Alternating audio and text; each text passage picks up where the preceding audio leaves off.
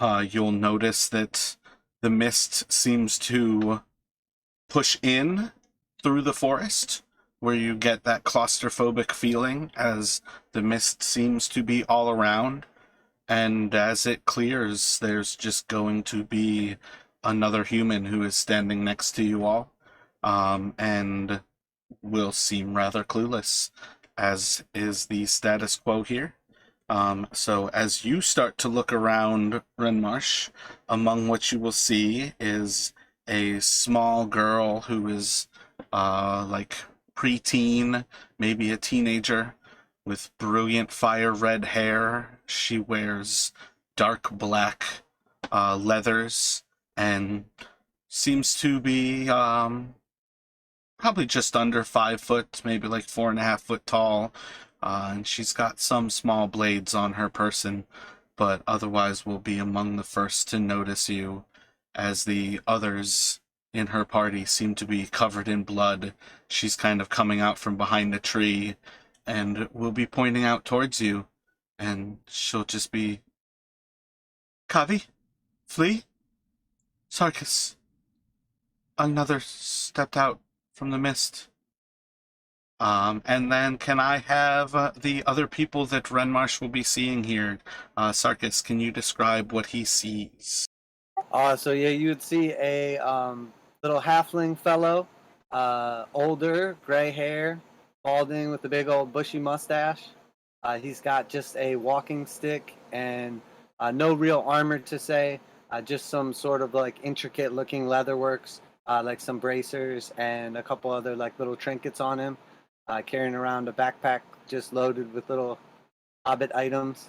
And then he's got like braided kind of like locks in his hair, kind of gray look to him. And at the moment, he's looking pretty bloody too. And then if you would be so kind, can you describe what he sees in you, Flea? Maybe give Al a second. Can you describe what he sees with Kavi? With Kavi, he'll be seeing a blue humanoid with a long tail and purplish hair. Her ears are pointed at bat-like with horns, and she's wearing peasant clothing, and she kind of looks like she's been to hell and back. Do we still have you there, Al? All right. Yeah, I'm here. Can you describe what he sees in Flea? As far as myself? Yep, first impression, like physical things. Yeah, about 5-odd foot tall, furry. At this point, somewhat bloodied up. I didn't go to hell and back. I took the economy trip and only got possessed.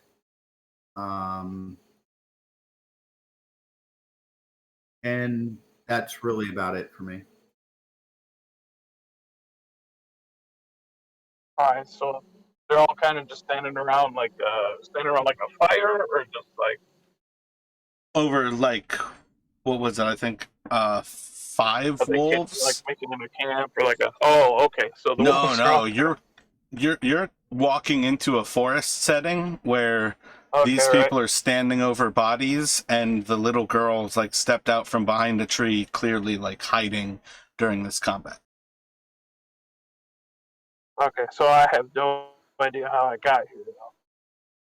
So, No, Or like do I I? said, like with the private message, you were walking in mist for untold amounts Or of just time, this, and this right. is the first time that it's cleared, So the and first- you are able to see First anything. people I've seen. Okay. Who are you? What's Wait, going wait. on here? Just describe what they see. Like, describe Renmarsh real quick, Oh. and then we're gonna jump into the actual. You see, older gentleman, beard, gray, old armor. Probably hasn't seen much use recently. Not super well kept. So with that, then, if that's what you're gonna describe, we can step into the actual moment there. So you can react as you step out of the mist. Okay. So 5 wolves, 4 people. So yeah, I react pretty much how I described before, like confusion. So So if you react like that, the little girl's going to run up to you, and she's going to hand you a small flask. And as she reaches up to you, she's like, "Nothing's going to be all right, but you're out. Welcome." And then she like pulls the flask back, and she's actually going to drink from it, and then hand it back to you. "Welcome to Barovia. You're pretty much fucked." Oh, okay. Sucks to be you. So I'll just down whatever's in there. I don't even care what it is. Just take a few swigs. It's actually quite a fine wine at this point. It's a very strong red wine, but it's a pretty high quality. Whew. Thank you. I needed that. There's not really safe places here, but they're trying to make their way to where we think we have to go next. If you intend to live in this land, it might help you to have friends. And though they won't lay down their life for me, they're pretty good people. I sure as shit don't want to wander around here by myself. So if you'll have me. I'm Sophia. Hi. And she's going to reach out her other hand without the flask. Red Marsh. There's another big one. And she's going to point to the little one and kind of like wave him over.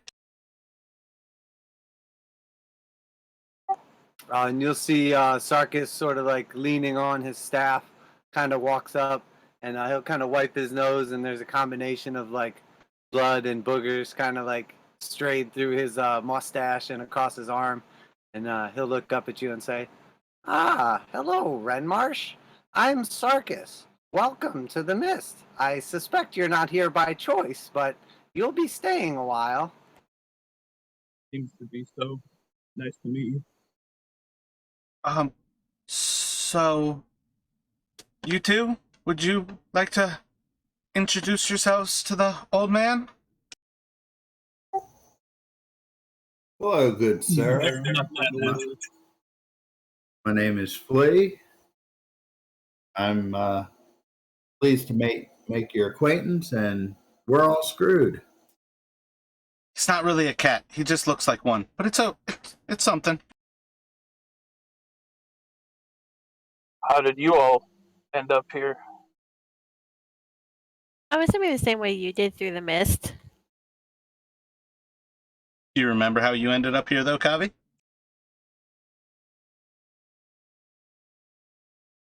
Or dragged through wolves or summoned. There's a lot involved in that night. Most of the people that you all have met here don't actually have a recollection of what it was that initially brought them there. So you all are still kind of unique in that you do know that there was at least a werewolf in Faerun inside of the Misty Forest when you all were dragged through the mist. We went looking for this one. No point over at the redhead girl. She was lost, and her mother sent us to find her. And we were ambushed by wolves, much like these ones. And he'll smack one of the dead wolves with his stick. And he'll say, "But they were too powerful for us, and we fell. And when we woke up, we were here, greeted by the Dark Lord of these lands. I'm sure you'll meet him. Strahd." So we're in purgatory. Something like that. There's still many questions and few answers, but something like that. Maybe. Oh.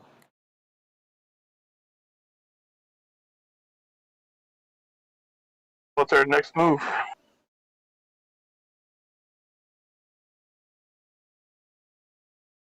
You stumbled upon us only moments after a near fatal battle.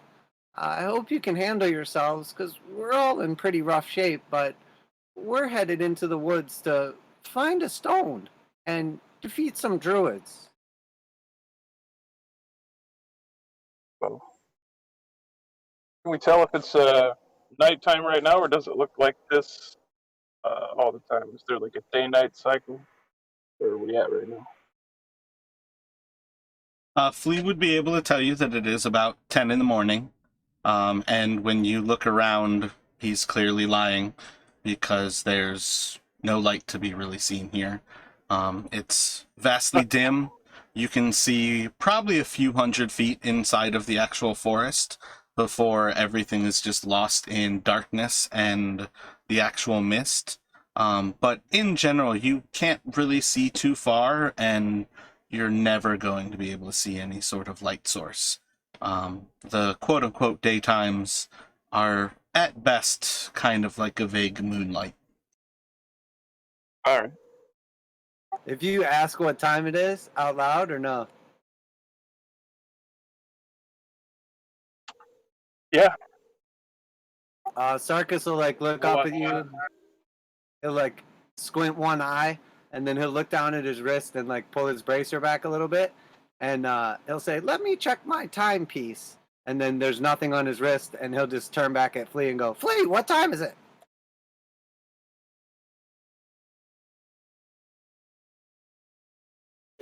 About 10 o'clock. It's about 10 o'clock. Well, you all do look rather beat up. If you're looking to rest, I could keep watch for you. Now might not be the best time. There's more wolves likely hot on our trail. I think if we could maybe carve a little meat, wrap it up real quick, and keep moving, hopefully the others would stop to eat the dead and we can make our escape.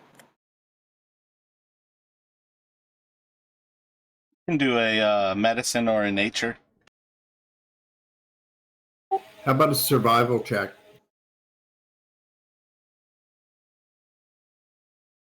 What are you trying to check? Well, being able to skin and collect the meat. I mean, you can do something as well, but again, like, in general, bringing up an actual question is what's going to get the die roll. So if he brings it up, he's going to get the roll to actually do something like that. But you can do a survival to get your own. But Sarkis, with that, you can grab a few back straps out of the wolves and take essentially the fillets from them. And depending on how much you want to carry, honestly, I'm pretty sure you guys fought dire wolves last time, so they're much larger than you yourself are. So like a backstrap probably weighs a significant portion of your body weight. So depending on how much you want to take there, Circus, you've got access to some wolf fillets. Oh, okay, sweet. Flea, there's plenty here. I've carved off quite a bit. No need to get greedy, but perhaps you could help me carry it. Flea's like cutting off the feet right now, and he's taking all of their feet. Flea's also going to do a gut cut on all of them, so it gets good and stinky when they start to rot, and that'll attract the wolves.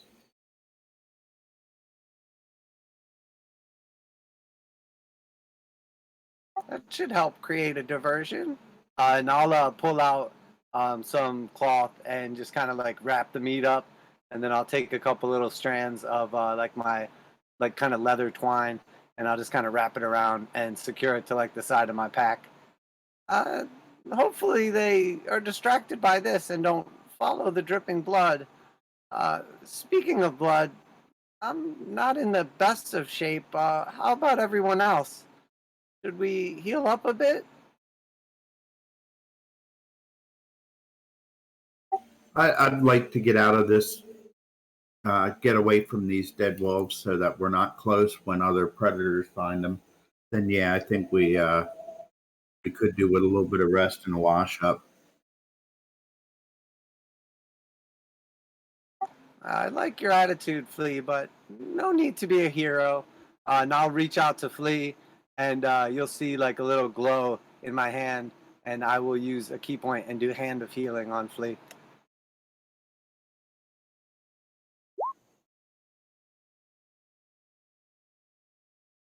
So you gain 5 points, Flea. Thank you, good sir. It's not much, but it should at least buy us some time. Kavi, how are you doing? I'll be okay for a little bit. But what about yourself? I've been better, but I've been worse. I know I got knocked down there for a minute, but I'm okay. You did enough for now. So, am I right as rain walking out of the mist, or have I run into anything on the way? What about you, Renmarsh? Are you ready to move, or are you okay? Do you need a moment to gather yourself?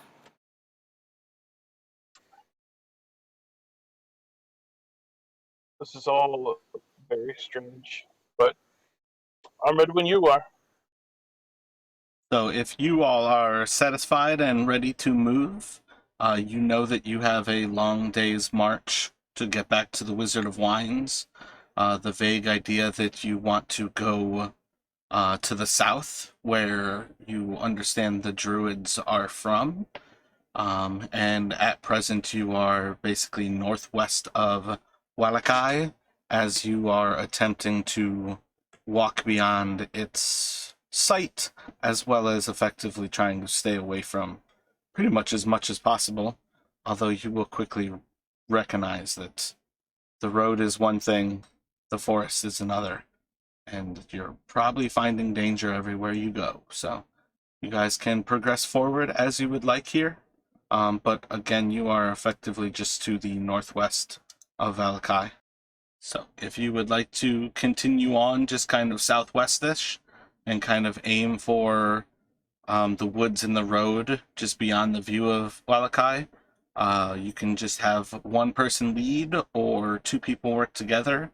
Or if you've got two people with proficiency, one can help the other. It's up to you all how you want to do it. But effectively, this would be survival for those with proficiency. Flea, are you in good enough shape to keep leading? Have you got your bearings back? Sure, I'll give it a roll. If you want to rest, I can lead. But, I don't want to take the lead. That sounds good. I don't think Flea actually has survival either. Yeah, I do. That's a +1. No, proficiency though. That's different than just having a plus. Oh, that's my fault. I was just referencing it because he has like the keen mind and the map and everything. That's where I was kind of going with that. I'm proficient. Yeah, so like Kavi and Renmarsh could roll, or if one of you wanted to help the other, you could give the other advantage. I'm not sure what it is, but I'm having a hard time hearing Rick. It sounds like he's talking underwater. I'm sorry. Yeah, I feel like it could be like a twist of your microphone plug, or just like muffled, depending on where your mic is. Is this any better? Yeah, that's much better. All right. Yeah, I'm proficient, but I can aid you, or we can both roll it, whatever you want to do.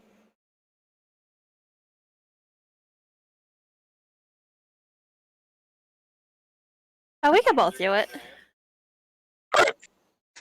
So just a straight survival from each of you.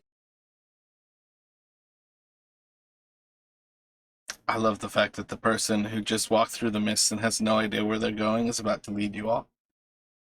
So yeah, you guys kind of describe the general direction It's of where woods. you describe the direction of where you need to go and what you're trying to do, and he quickly finds like those easiest paths through the actual trees, avoiding as much brush as possible. Flea kind of confirms for you all that you're keeping the direction that you're looking for, and you do a solid job moving southwest. Are you looking to leave the forest at this point and make your way to the road once you're outside of the view of Walakai, or are you trying to stick to the forest until you get to the bridge over the River Luna?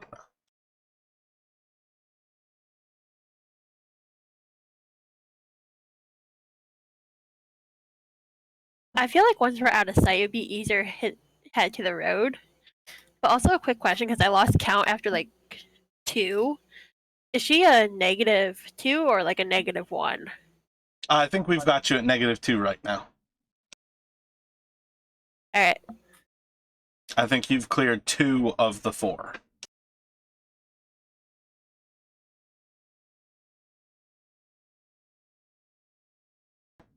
I agree, Kavi. We should make our way to the road as soon as possible. Less wolves, and we should be able to travel a little faster.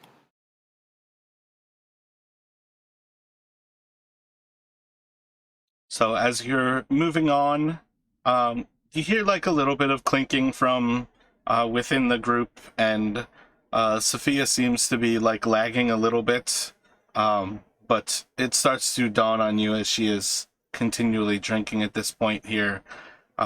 She took a few bottles of wine from the Von Holtz estate and is enjoying her treats while you all walk. But you are able to walk off to the road. You won't need to roll survivals to pass on the road. It's a question at that point, what sort of speed do you all want to try to make? You'd be about noonish when you make your way to the road. I say we pick up the pace, folks. We don't want to be caught out at night. I was gonna say hasty. Hey, what happened? No more fireball? You're sticking to wine now? I already finished the fireball, but if we can find more Vistani, I would be quite happy to have more of that. Cinnamon makes the whiskey a little bit nicer to drink. So let us travel hastily, and then we could take a break when need be. So you all continue on for the next few hours as you progress down the Old Svalich Road. You pass by a single road that leads off to the south from where you are going after you start to hook back around. And let me have... just do general intelligence from the 3 returning players. Flea can have advantage. What was that?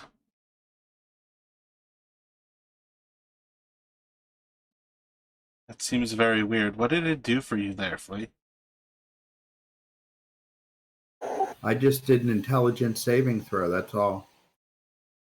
Oh wait, do you have saving proficiency?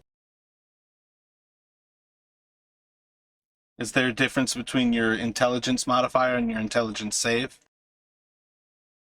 Intelligence is +5 All right, in perfect. the saving throws, and just a straight +2.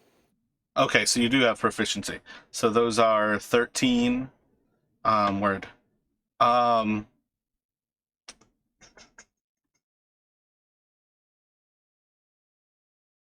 You can walk by and have a reasonable hunch that this road you are passing by is the way to Argynvostholt.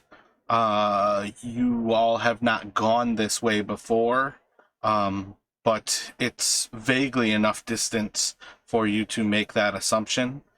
And this is the first time you're kind of walking in that direction.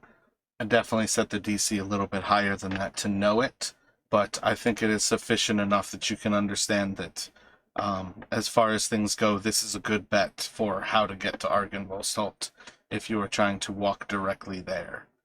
But as you all continue on, it's another few hours, and you're starting to round the rest of that hill that kind of rises to the east of you. You've basically been keeping it on your north side as you left the Luna River behind. You've gone to the south of this massive hill, and now you're kind of turning it up to your east. And shortly afterwards, you all come across another road that leads to the south. Again, kind of confirming this was the road you've likely crossed when you were traveling with Meredith? That's the wrong name. Muriel. When you were traveling with Muriel. And there's going to be a creature on the road that seems to be kind of just standing ahead of you all, and just seems to be looking towards you.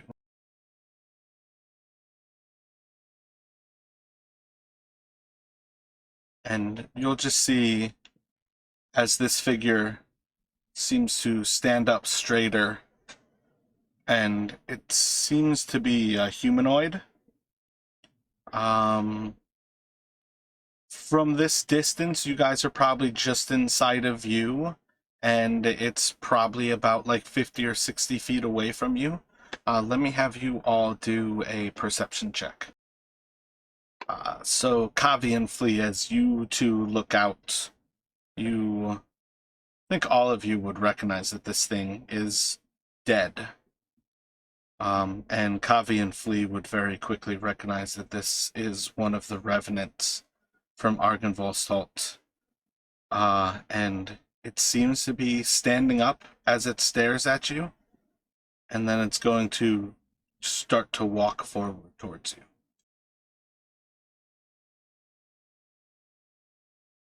What the hell is that?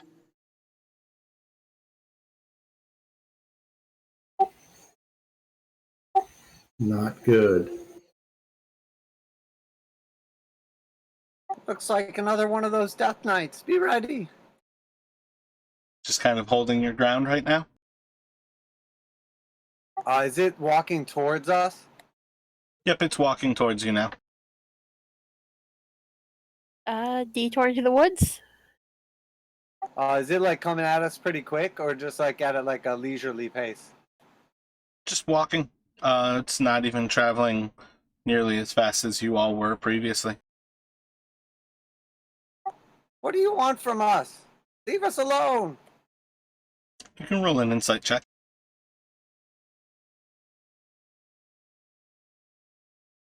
Did you say insight? Yep.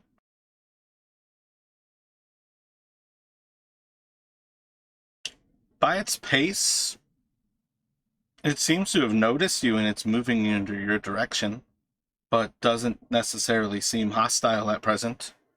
As you yell off to it, it doesn't appear to be reacting, but it's getting closer. It's probably about 30 feet from you at this point. Still looking at you, but 30 feet away.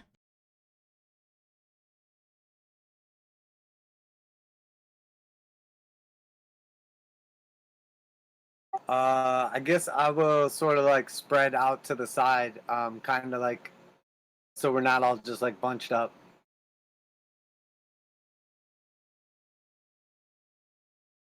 So you're just kind of like flanking a little bit to the west, like the left of the road, or to the east, to the right of the road? What are you thinking there?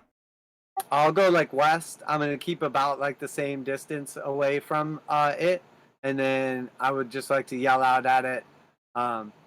If you wish to parlay, now is the time. Any further movement will be perceived as a threat.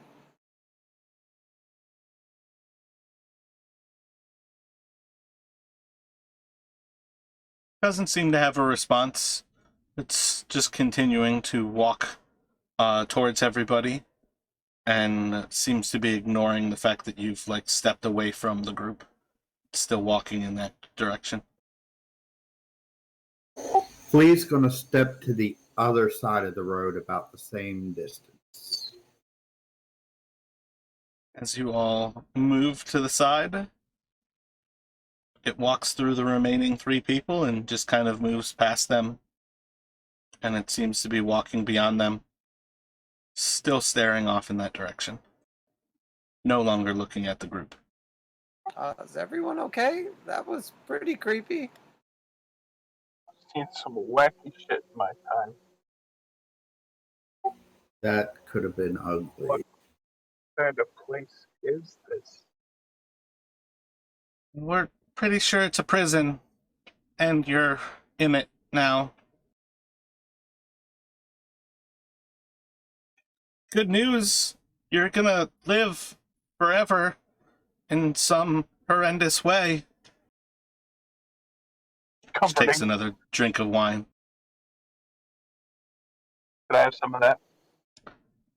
Yeah, I've got more.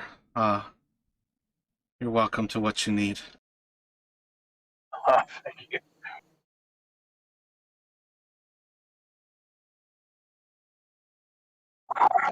That was a death knight. We fought one before. There's a whole castle full of them. If you ever get tired of whatever it is that we're doing, you can always give your life and pledge yourself to them, but it doesn't seem very appealing to the rest of us. It sounds like a grand time.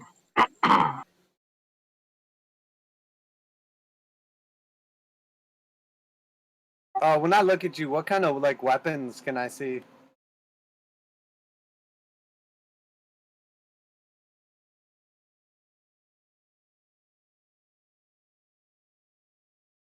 Do they normally speak? Hello? I think I might have cut out. No, you're still there. I don't know Okay, if you heard Sarkis was asking you what kind of weapons he would see on your person. Oh, yeah, longsword and a shield. Just pretty basic. Nothing super fancy. Last time we encountered the knights, they sort of spoke. They had voices. But it was for recruitment run. And recruitment meant death. So, probably not the group that you want to join. Do they speak common? They spoke a language that we could understand. Yeah, it was just common.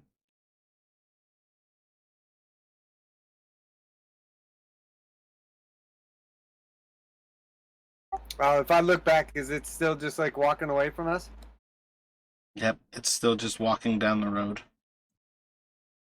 Maybe we should keep moving before we run into its friends.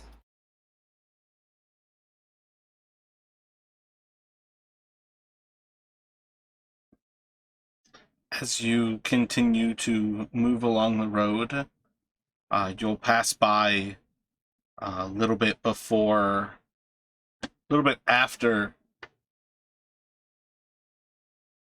right? A little bit after where it was stopped when you initially came up on this area.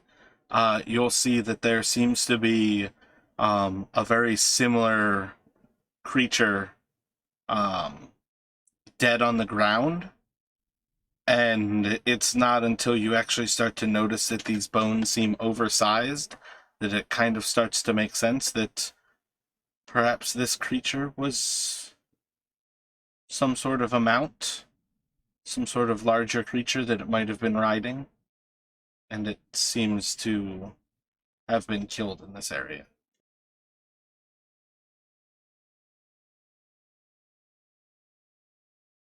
Could we sort of like get up close to it and see what looks like killed it? Or what type of blow? You can take a look. You can roll a medicine. Does it have any pack bags on it to rummage through? It does not. It's just bones. Kind of looking around, it's hard to distinguish, like damage one bone to the next. But it seems to have some damage that might have been much older and fresher damage to the bones, or older and like aged damage, whereas some of the others seem to be fresher. But in general, there's all sorts of different like cuts and scrapes. So on some level, it seems to be like a piercing or a slashing type of blade that did a lot of things. But your experience also leads you to the understanding that there could just as easily have been wolves in a place like this.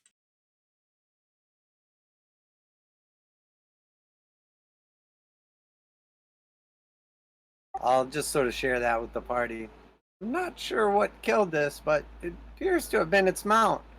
Perhaps it was in pursuit of whoever is responsible, or whatever.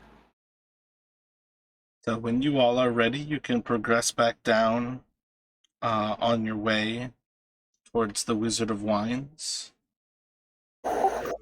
Leaves ready to go.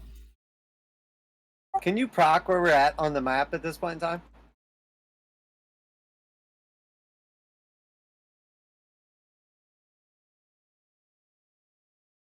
And where was the path that you said? Oh, okay, I see it on the map where it says leading to Argynvost's Holt. Is that Yep. the one that's like black X basically? Black X? Yeah, right after the bridge, there's like a main path, and then there's like a slash that turns it into an X, kind of like.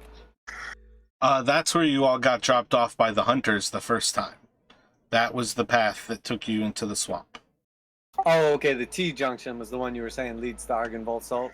Yep.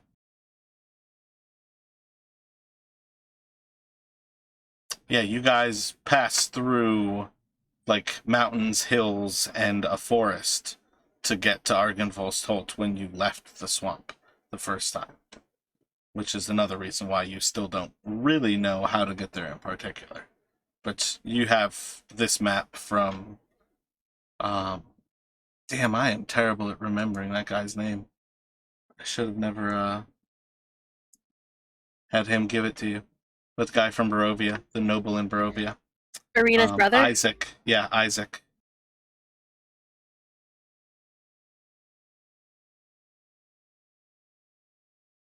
So you can progress on. It's about another hour or so until you all come to another bridge that would cross the Ravens River. And there's a T in that area as well. And you're pretty certain that that is the path that you need to take to the Wizard of Wines. So you guys can progress down that way. Your travels down this area get a little bit more difficult as the path becomes more of a trail, and you eventually come back to the points where you've walked in the past, and you will come to the junction where there's the sign that points off to the west to your right, and it will tell you Wizard of Wines, or I guess it was actually the winery, and then there's the path that leads continuing down to the south. So at this point you have the choice. Would you like to go to the Wizard of Wines, or would you like to explore this path that you've not yet been down? About what time of day is it? You all at this point are looking at about 6 or 7 at night. Guys, it's getting a little late. We should seek shelter.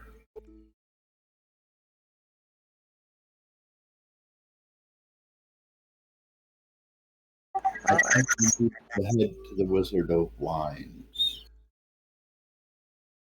I'm not sure I've been here long enough to get a vote, but the Wizard of Wines sounds like someone I'd like to meet.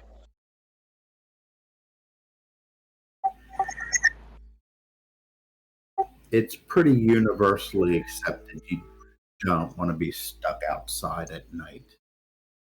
Be it wolves, be it other nasties. Outside at night is just a bad idea.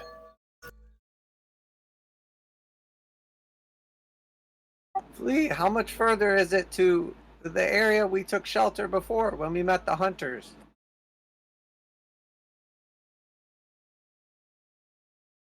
That was basically just outside of the Wizard of Wines, so you're probably about an hour away from it. At an hour away, we should get moving. might not be safe, but at least it's familiar. Yes.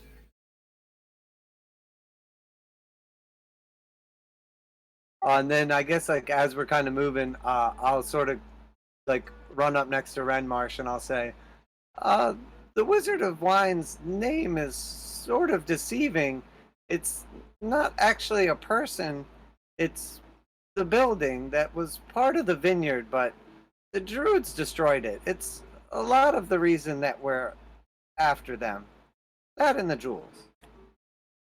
Well, that's very disappointing.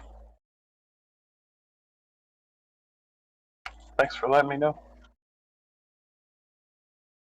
Of course, I think you'll find that there's plenty of knowledge in this land and many answers. The hardest part is finding the right questions.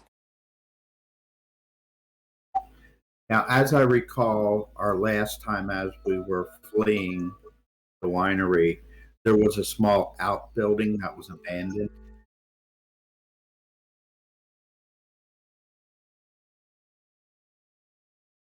I don't remember this at all. What are you thinking? I thought we had found a small shed that was abandoned also as we were leaving.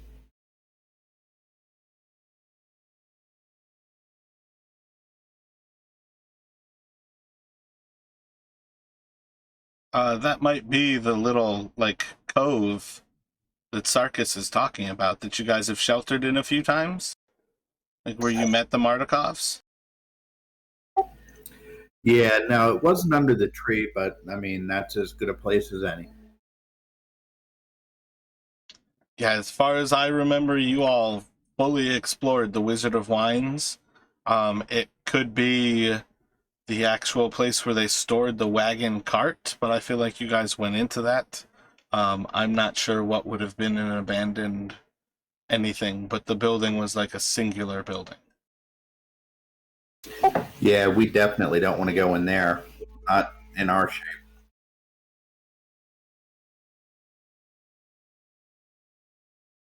So you all can make your way for that little cove. And enter kind of within the little tunnel that leads you into that entrance. And you can make yourselves at home for what it's worth at that point. What would you like to do? Is the cove kind of like a den? Or is it just like covering? More or less, you're like walking through the brush of a tree. And then once you are underneath of the actual tree, you're like inside of the limbs where there's not brush anymore. So it's almost like a domed cover over your head. But you're inside of like a rather large, like oak kind of tree.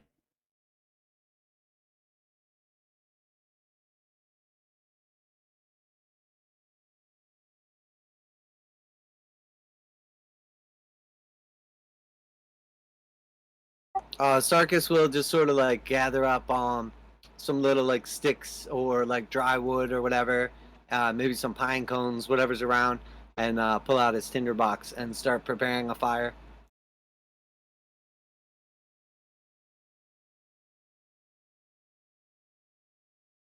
So you could set up to like prepare a spark and actually get like the most minimalist of fires going, but to actually collect firewood, you would have to leave that actual area and venture off into the woods.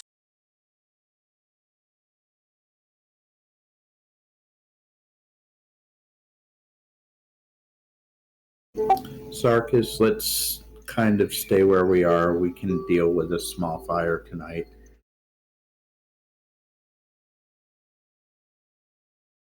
As long as we can get enough together to cook on.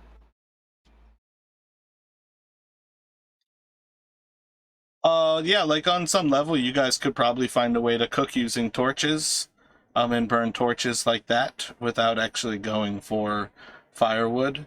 But again, I would kind of say like the problem with using something that is effectively like the Mardukov hide is the fact that it's already rather well scavenged.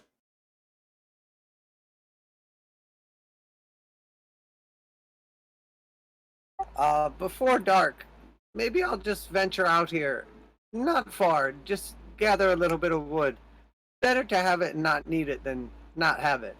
Maybe. I'll help you. Shouldn't take long. Shouldn't take long. We'll be fine. Let's just do 2 survivals.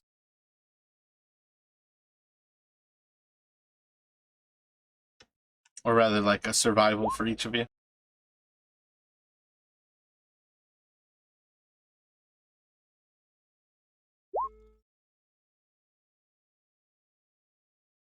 I feel like all things being equal size-wise there, you guys are going to come back with pretty much the same size bundles between the 2 of you. But you've got a pretty solid bundle for yourselves.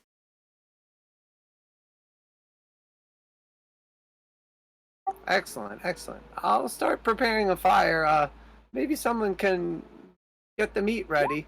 Don't suppose we have any spices or anything. Although wolf isn't particularly great, it'll be nice to have something other than rations.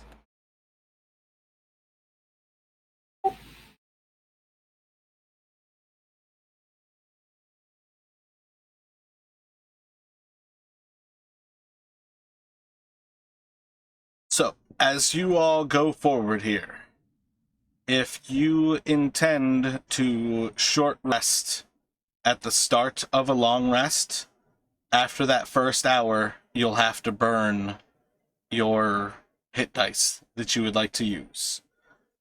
If something happens in the first hour, you will... I mean, it's the same as if you tried to take a short rest now. You'll have to fight on with what you have here. But it's kind of up to you all how you would like to go here. But you're still a little bit ahead of what you can like actually take a long rest for yourselves on. So if you'd like to short rest now, and then when you have a chance to long rest, which will end up being in a few hours yet, you can go about that.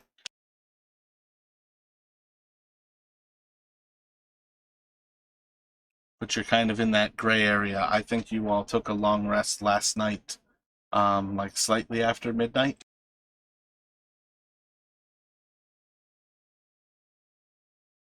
Yeah, that sounds about right. I guess like in preparation of the short rest, I'll do one more hand of healing on Flea, and then I'll do one on myself also. Yeah, so you can do that.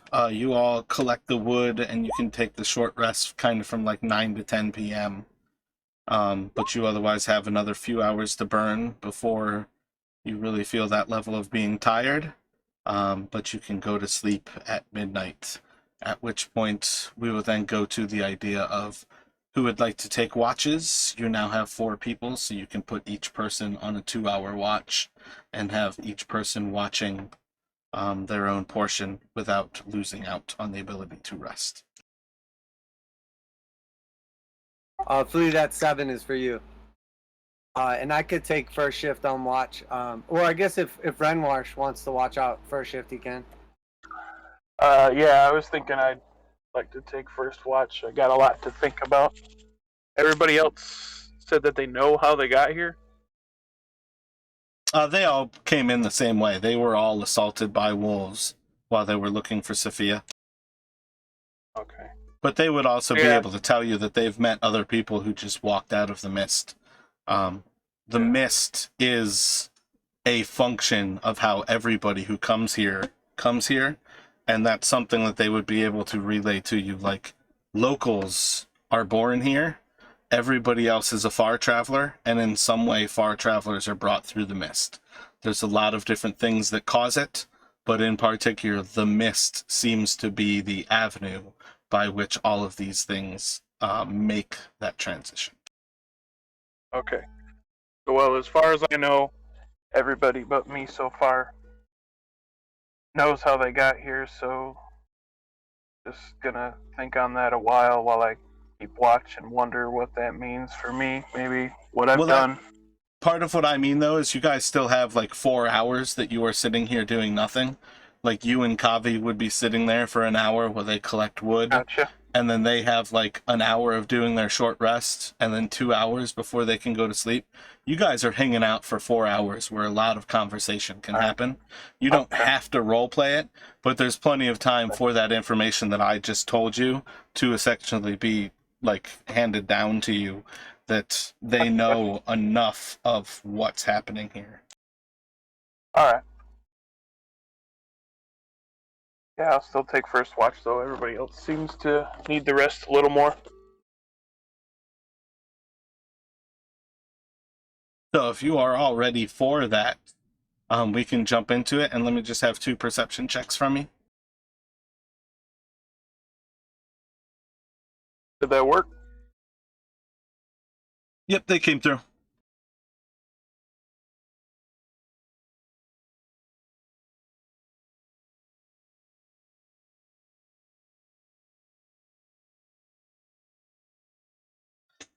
So while you sit back on your watch, you keep a pretty steady eye. It's a pretty simple thing to watch inside of where you are. It's a pretty small area that you can actually see. For the first time in a while, there's no actual vision of the mist. That's kind of a comforting moment for you as you kind of just sit back and relax. But you very quickly do start to attune your ears more and more to listening to the actual sounds of the forest around you, the trees, and in general, everything seems to pass by without any sort of an issue. There's creepy noises that do catch your eye where you kind of like pop up for a moment and just stare off in a direction for a while, as that just didn't seem natural. But it's hard to tell, and it doesn't seem to continue. So you just go back to relaxing, and after a while, you feel pretty comfortable that you've sat through your actual watch. So who would have told Renmarsh that they wanted to take the second watch? I'll take it. Oh, go ahead. I'll be third. I'll take fourth. So, Renmarsh, you can go wake Kavi when you are comfortable that you've come to the end of your watch. All right. Next up, wakey wakey.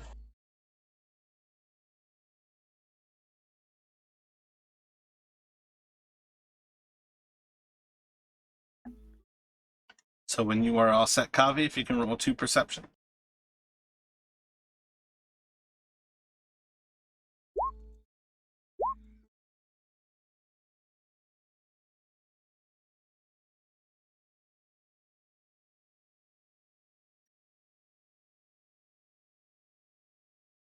You sit back,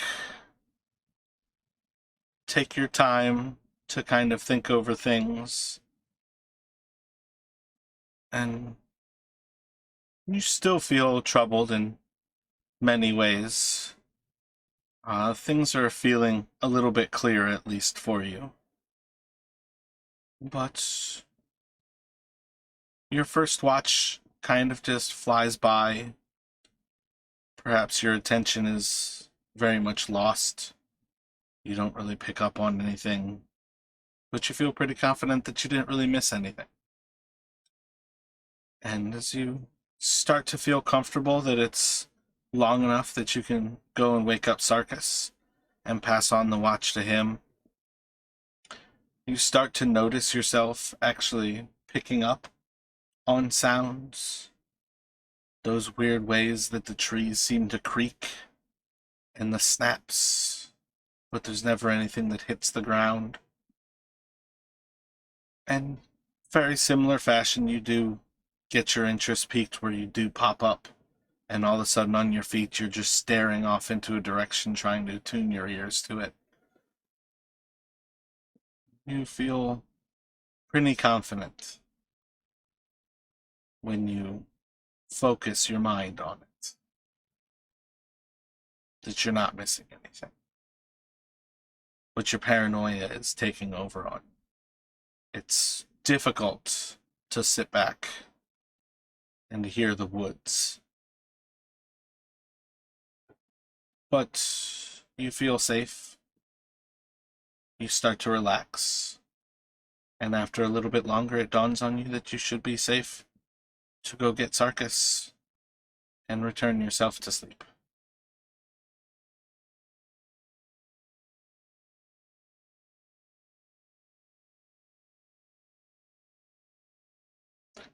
So Sarkis, when you are ready, if you can roll 2 perceptions.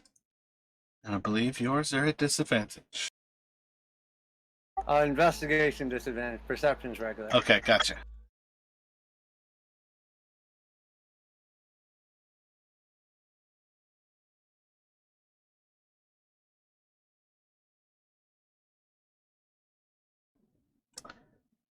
So kind of darkest hours of the night.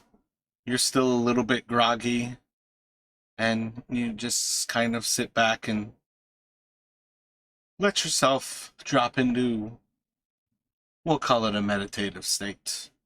As you close your eyes and you just listen for what might be coming. The woods creep you out. There's plenty of reasons that you all have kind of come to the conclusion that this isn't really a safe place to be. But you feel pretty confident that you don't hear any of the druids coming, that you don't hear any of the sounds of anything happening around you. And by the time you actually think to open your eyes, you see the first signs of dawn's light starting to shake through the sky, and just that general glow as the mist high above starts to be lit. And you see the first signs of light passing through the tree. But even with your eyes open, nothing seems to be piquing your interest. Seems pretty safe. You feel pretty confident that this watch is passing, and then it's probably a good time to go grab Flea. I'll go over to Flea and just sort of like gently wake him. Flea, if you're all rested, it's your turn for watch. There was silence through the night. Be careful, though. Thank you, my friend. I'll take it from here. If there's anything at all, don't be afraid to wake us.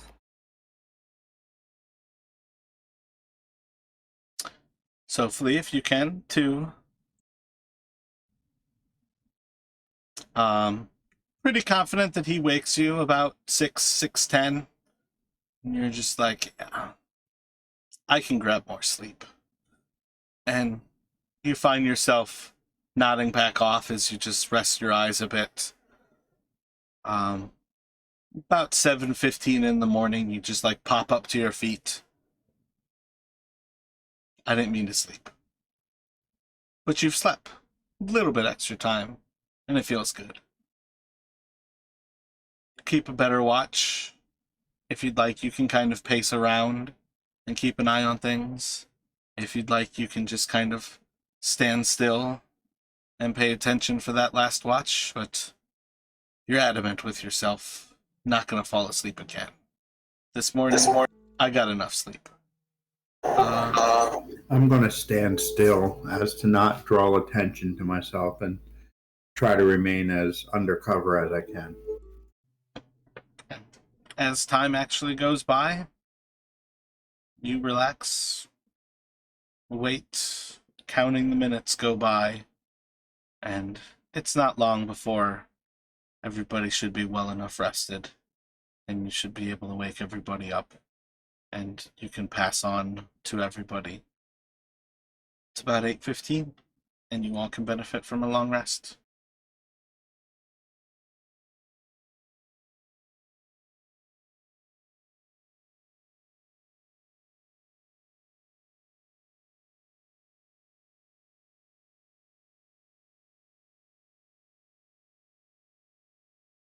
Sarkis like gets up and about. He'll kind of look over at Flea and say, "You look well rested. Did you sleep all right? Yes, sir. And then I'll say to Ren Marsh, well, your first morning here. Welcome, my friend. Hopefully, plenty more to follow. Thank you. Hasn't been so bad so far. Don't worry, it will get worse. It always does.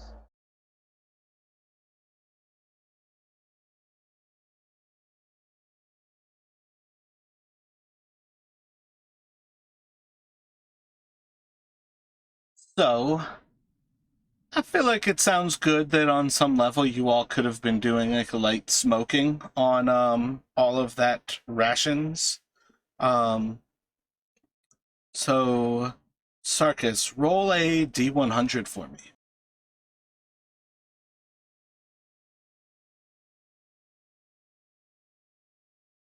You dirty bastard. How much do you weigh? Without my equipment? Yeah, like how much does the halfling? No. I'm pretty sure I'm like 35 pounds. All right, so you can have 35 pounds in effectively rations, beef jerky, but rations that you can actively add. You were successfully able to smoke all of the backstrap that you took. You'll like see Sarkis over at the fire, like moving around the coals and like putting like spices on the meat and everything. And he's like doing little calculations in his notebook. He's like, and it's done. And how much actual rations would that work out to? Like high I quality think a rations? day's ration is a pound, so I think that's 35 pounds in rations. 35 rations. So you can't carry all of that. Obviously, it's going to end up being too much, but you can pass that out that, again, as far as buying things in Barovia goes, using rations is pretty expensive, so being able to harvest them is a pretty solid trade-off. Okay, so I'm gonna I'll be like eating a ridiculous amount of this stuff in the morning, and then I'll pull out some of like my like cloth, and I'll sort of like wrap each one up, and then I'll pull out like little bits of like leather, like kind of like shoelace, and I'll sort of like tie them all up with like a little bow on them, and then I'll present for each of the party members. Here, I smoked the wolf, left it perfectly through the night, and as long as everyone kept the fire going, it appears to have come out perfect. And then I'm gonna add. I guess I'll add 8 to mine, and then be good for the day. And then everybody else can do 8 to theirs, and then somebody has to use a ration today. My bad, it's 2 pounds per ration. So do 36, so you have 18 total rations that you can hand out. Okay, yeah. So four rations for everybody. Add on to your list, and then 2 people will have to use a ration today. Oh, you guys are fine eating from it as well. I'm just saying, like, that's how much you're able to actually save. Okay, that's awesome. That'll save us a bunch of money. So as you all move forward, what would you like to do?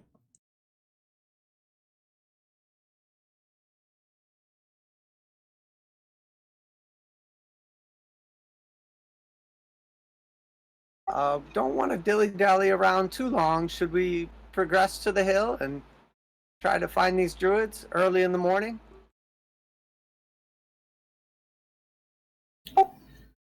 Sounds like a plan. So these druids blew up a wizard.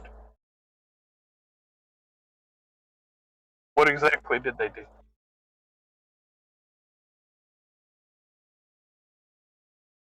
Well, the Wizard of Wines is actually the name of the building, and the building is basically the home base for all the wine in the land. So it's essentially the manufacturing plant for the vineyard. And the Mardikovs, the people that sent us out here to begin with, they were the ones who were staying there. But we ran into them in the woods, and they were sieged by druids.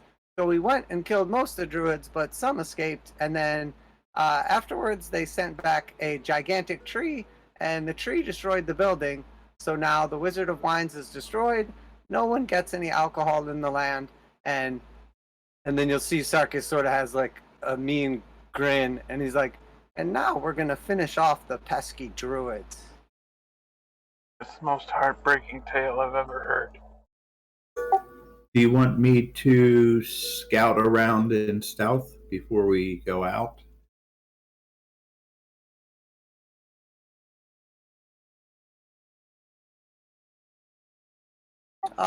We could stick together, but I don't think it's a bad idea if we try and stealth.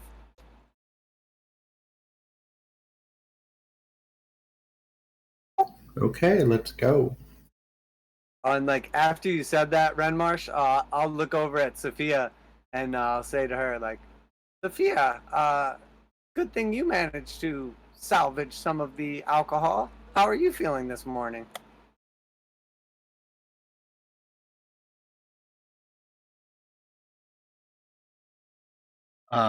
You like look over to her and she's like actively chugging wine out of a bottle, and she just kind of looks at you and she's just got incredibly sunken eyes. And she's just like, I feel fine. Nothing's wrong here. I'm sure I slept. Sorry to interrupt again. How many rations did we get from what you cooked for us? We each got 4. Gotcha. Thank you. Oh yeah, which is good too because everything in Barovia costs 5 times as much. So even like cheap stuff is expensive. Jiminy Christmas. All right. Little hair of the dog, Sophia. That's an old trick we used to use back in spring break. You know, I'm not much of a drinker myself, but I always got a kick out of the other monks.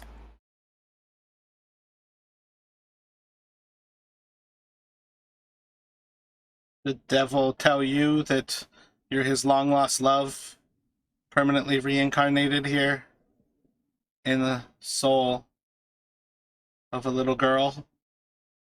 Oh, that's right, he didn't. So thanks for the comfort.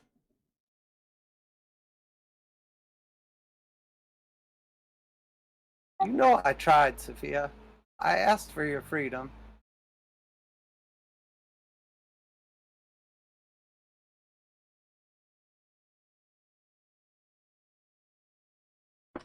So when you all are ready to sneak out, who's going to go first? I assume Flea, and then everybody do a stealth.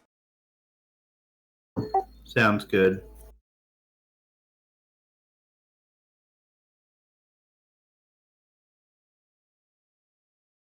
My stealth used to be good.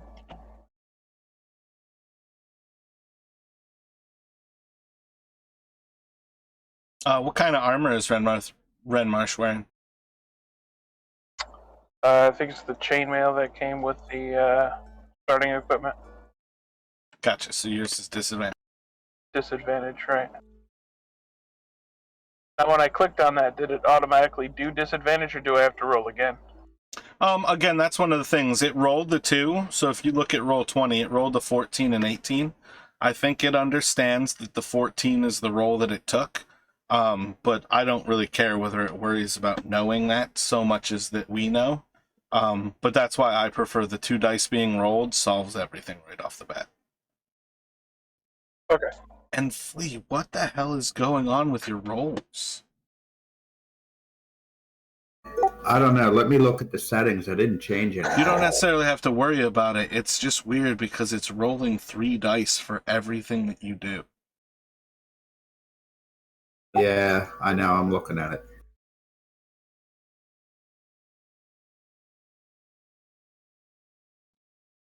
So you all can pass out of this little tunnel, and one by one, there's just going to be an astounded pause to your attention as you step out, and you're still about a quarter of a mile away from where you know the Wizard of Wines to be, but there's nothing there. At least there's not a building there. All of the wine and all of the fields that are all around you seems to be gone and trampled. There's some small trees growing in those fields. There's some shrubbery growing in those fields. But your eyes are locked into the Wizard of Wines. The building is a massive grove of trees, hundreds of feet tall, trees that are hundreds of years old, standing taller than most of the forest all around, right where you know the building should be. So you guys were here when this happened?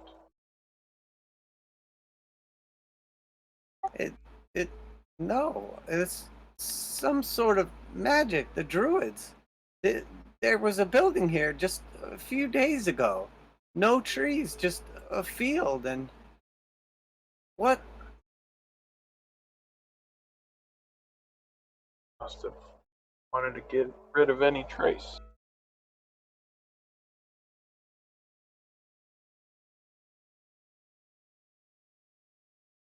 But how? These trees are hundreds of years old. What? It must be the stone.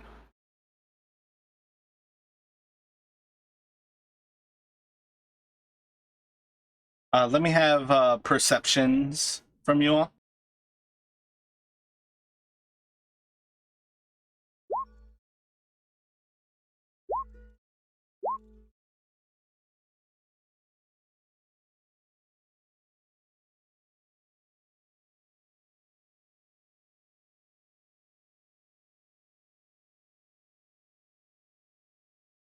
And then intelligence from the 3 returning.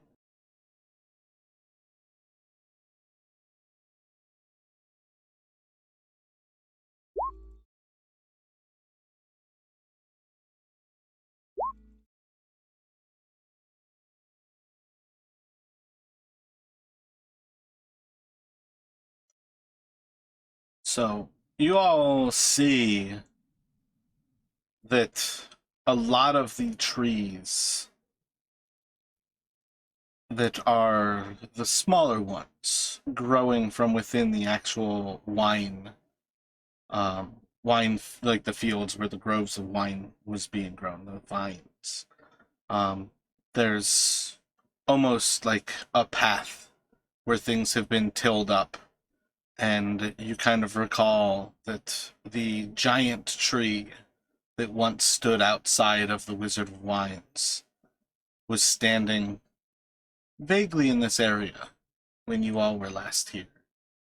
And there seems to be a path of this new growth that leads through a portion of the woods that themselves seem to be destroyed. And like the new growth kind of taking over. But when you kind of look on and you can make that link that this seems to be the path that that creature took as it was moving.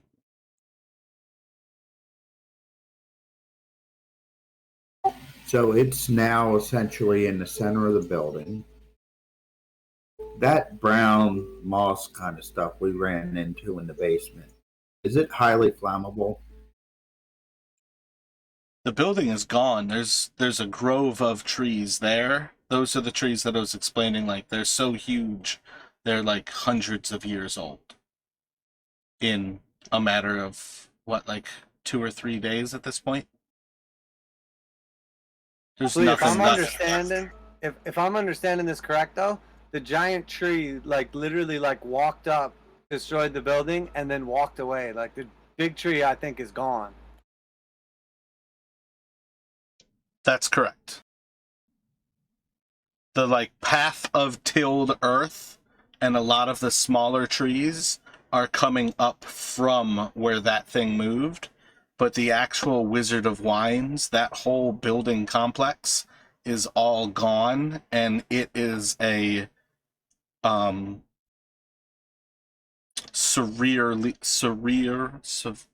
that's the wrong word. It is far too old of an old growth forest where that building existed, but there's nothing left of the Wizard of Wines. Is there any old bottles or barrels of wine to be found? You can venture into the forest if you would like. Right now, you all are about like a quarter of a mile away, like looking at it from a distance. But if you all would like to go closer, you can certainly try. Would you guys like to check it out, or?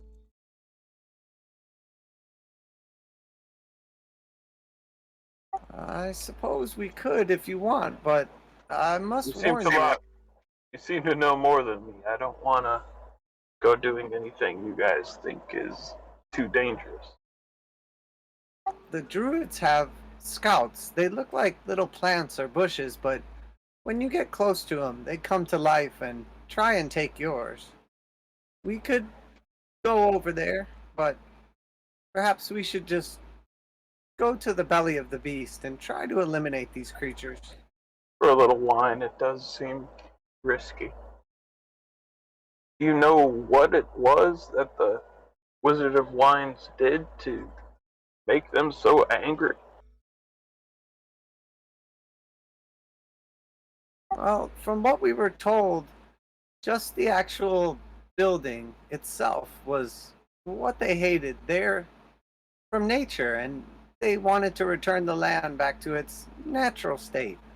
So they spoke of it as if it were some sort of abomination. Encroaching on nature. I see.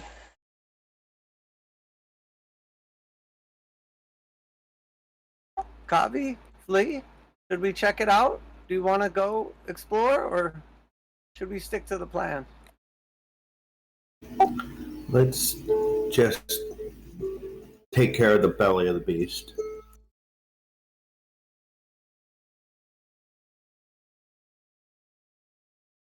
I agree with Lee. It might not bring the building back, but at least it'll give them another start without worry.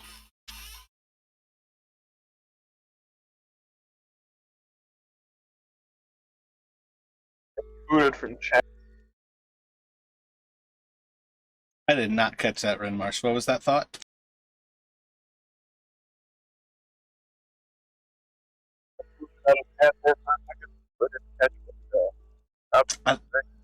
I think your mic is doing the same thing. It sounds like you're speaking through water again. Wonderful. I can't find the good Nope, one. that's better. Piece of crap here. Oh, is it working? All right. Whatever that was, that's much better. What were you thinking? My bad. No, somebody was speaking when I think I got cut off from the chat somehow. Gotcha. So, group decision. Are you all going after the hill and where you understand the druids are? Yeah, I think that sounds good. You have the path as you all understand it ahead of you, or the path of the tree as you now see it ahead of you? What would you like to do?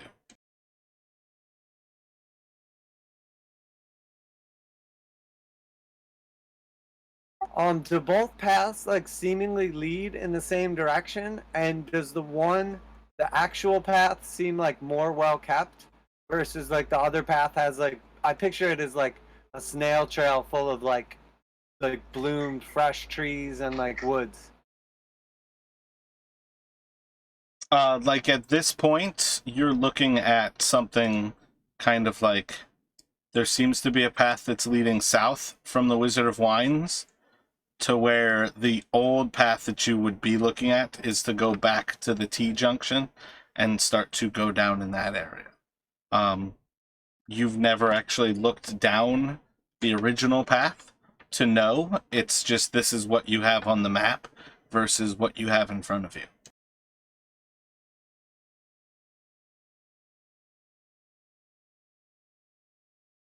I say we stick to the original path. Seems as good a decision as any. I suspect that following that tree will probably be more hostile. Is the tree? Do you know it to be an agent of whoever is behind this? Yes, it is The clearly an druid. abomination of the druids. Right. And they're down the path that you were talking about before, going back the other way. Well, we think. We've never been further than this. We're only going on what we know and Right, please right. map. Okay. I'm good to follow.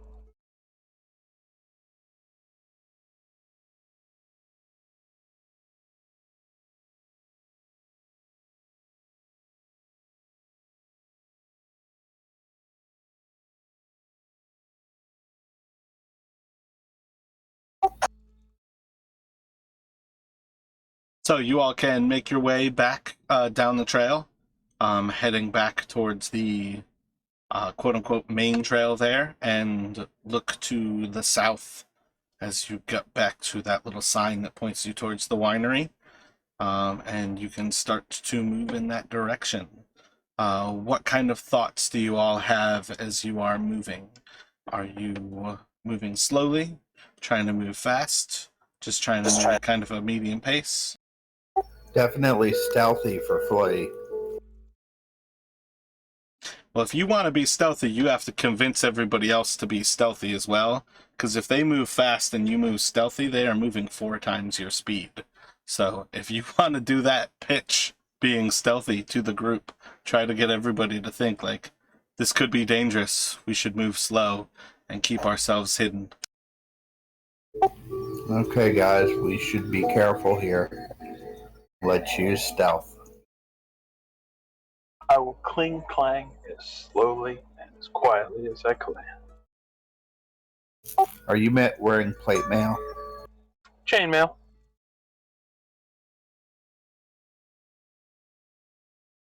You want me to take it off? Oh no. I can strip down. I mean, No, you're gonna need it in a little bit. alright. I'll do my best.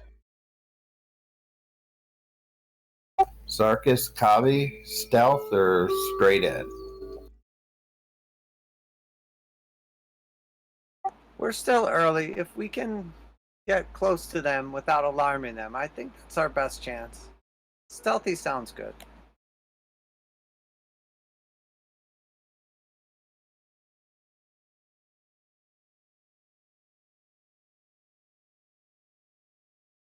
If that's the idea, everybody can roll stealth checks, and you all can start to progress south.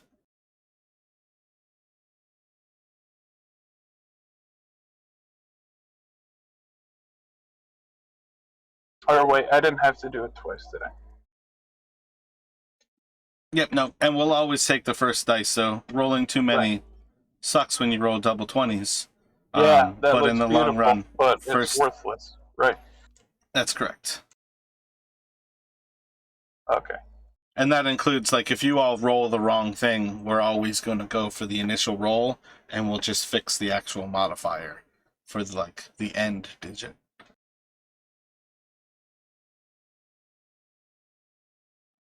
Y'all progress forward, don't really seem to have any interaction from around you. You do notice that more and more as you move on, the trail does seem to be disappearing. You still have an idea of where it's going. You have a solid idea of the direction that you need to go, but about an hour in, and you're starting to lose the trail. So if you all would like to progress forward stealthily again, you can do another round of stealth checks, and I need a survival from Kavi at a -1 and Renmarsh.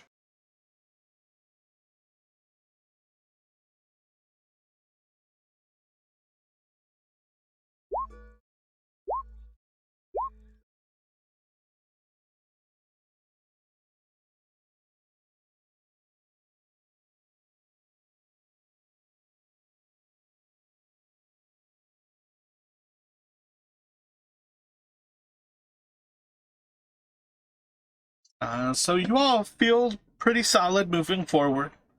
After a while, though, there's really no path. And you start to notice yourselves getting quite out of your way. And it just seems difficult to make out if you're supposed to be walking through a marsh right now, why would a trail go through a swampland? Things just aren't kind of adding up. And in the long run, nothing really happens other than just a little bit of bickering about which way it should be. And same idea. If you all would like to continue on stealthfully, you can roll stealth checks, and let me get survivals from the two leading the group. So quiet.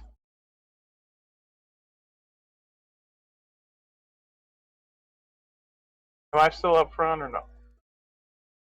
Yeah, you and Kavi right now are the two leading.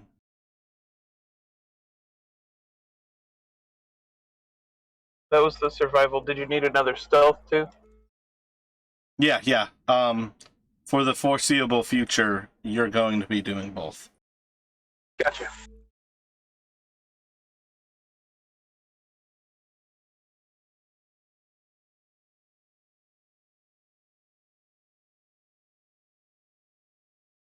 Should have sprung for the quiet armor, fellas. I'm sorry.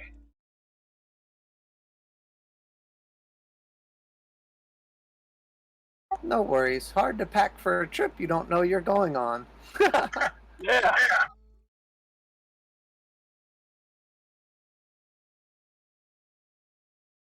After a little bit of time passes, you do start to feel the ground rising in this trail that you're taking. You do start to see signs of like clearing between the trees. The ground firms up more and more as you continue on, and you're relatively sure you've found the way that you were looking to be going on. And let's have one more round. Another set of stealths from everybody and survivals.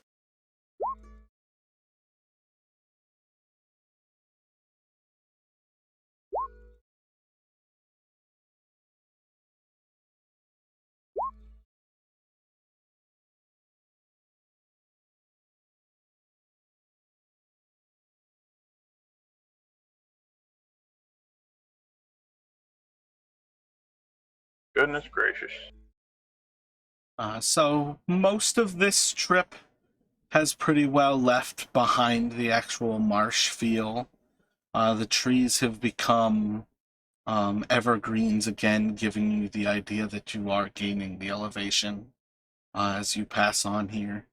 And you pretty quickly start to recognize that there is a clearing of the trees. It's not necessarily that you are in clear ground so much as you can actually feel the difference in like trees that are aged and trees that are like incredibly old. And you can kind of spot those in the little bits of clearings that do happen, because you can actually see, it almost feels like you're in a valley, but you're also walking up on a rise. So you kind of have like a mixed understanding of like how the trees look when you have a view out, just as much as like the view ahead. It's not long until you do actually start to see the mist off to the west of you as the trail starts to turn more and more to the west, and towards, let's see, time.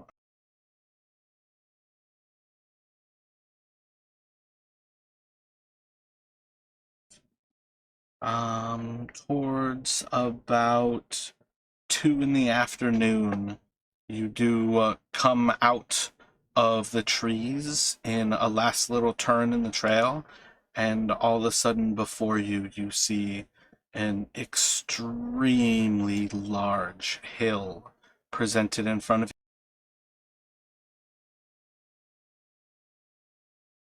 you. It has massive stone structures,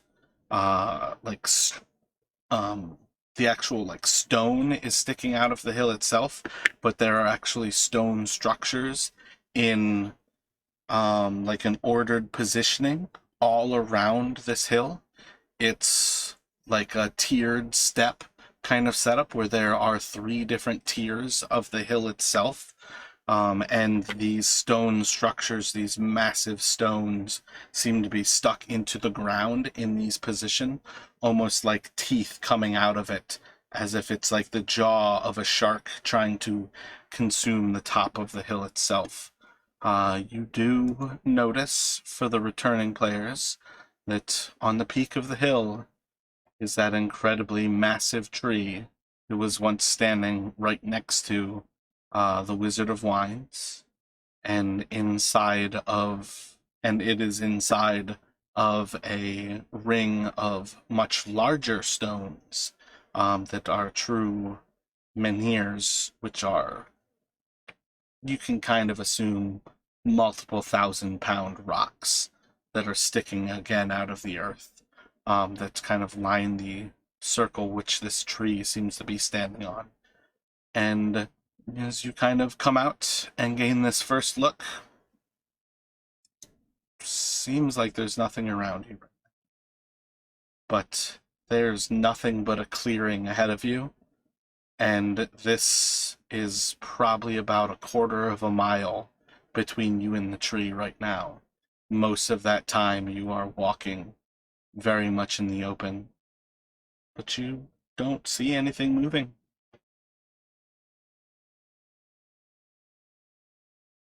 We've made it.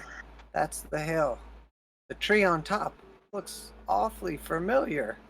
That's the one that destroyed the Wizard of Wines.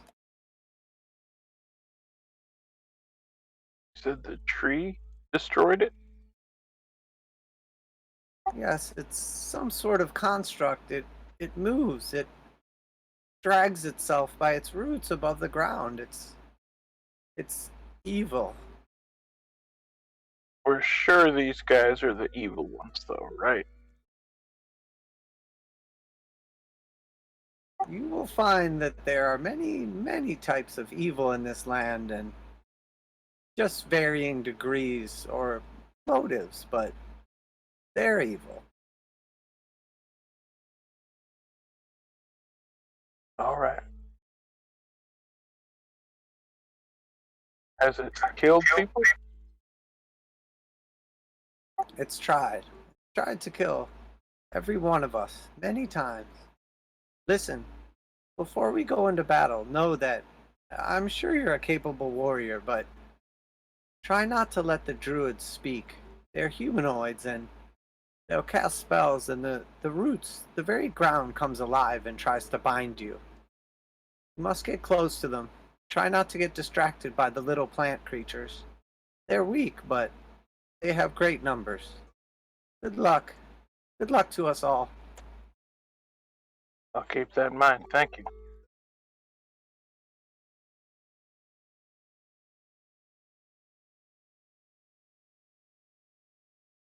So, who's got a plan?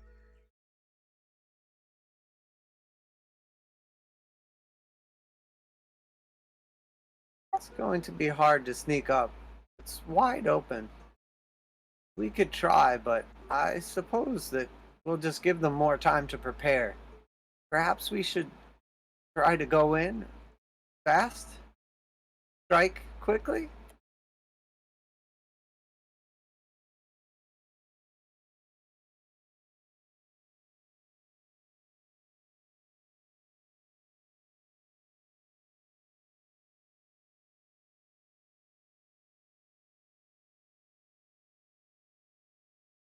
That's speaking my language.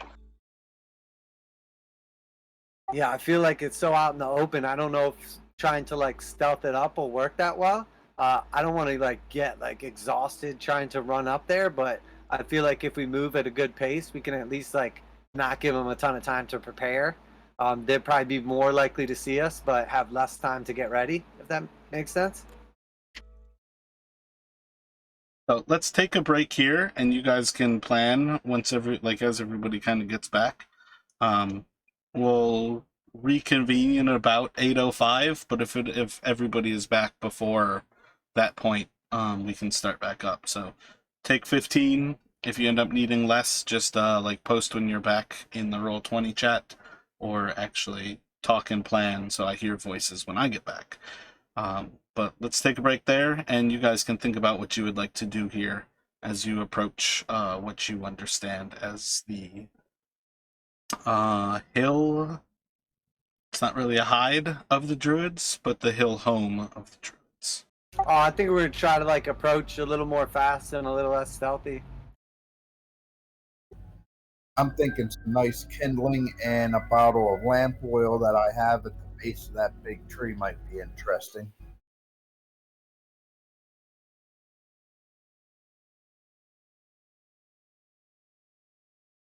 Yeah, burn that druid down.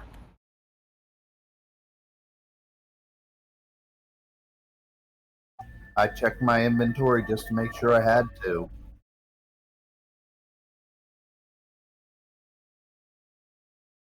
May I suggest let's leave a forest fire for Plan B?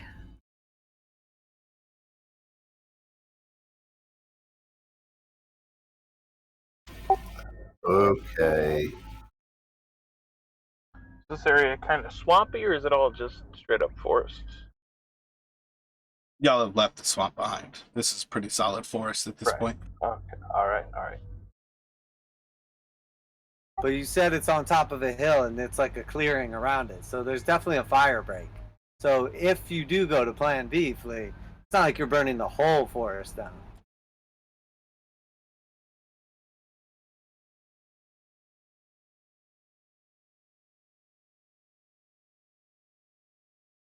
Well, I won't start anything without talking to everyone.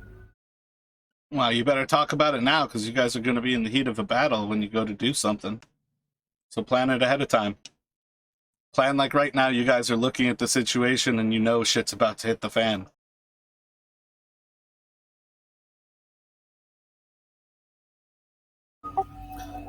Okay, I have 2 flasks of lamp oil. Does anybody else want one as a plan B?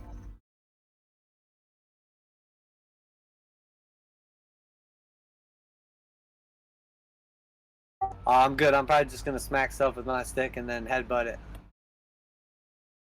Sounds like the monk thing to do.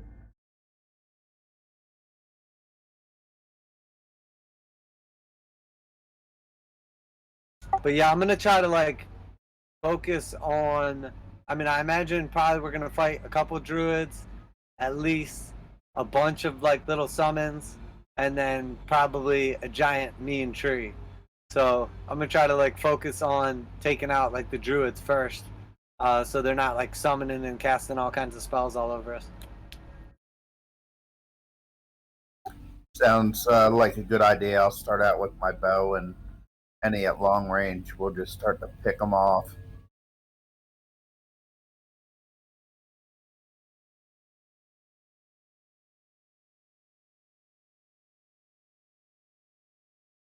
Sounds pretty good. I got a couple hand axes until we close the distance.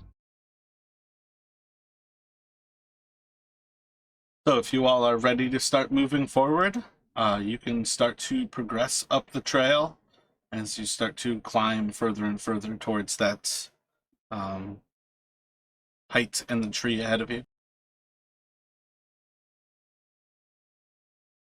Can Flea see anything up in the trees? You can roll a perception check to look for things up in the trees. What are you looking for? Druids and such? Looking around, you see trees. Doesn't appear to be any druids around.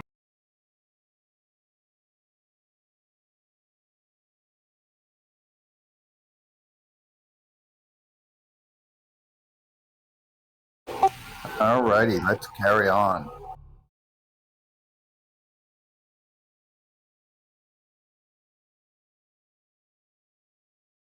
Approaching closer, would I be able to like hear like any signs of not so much commotion, but maybe like talking or celebration?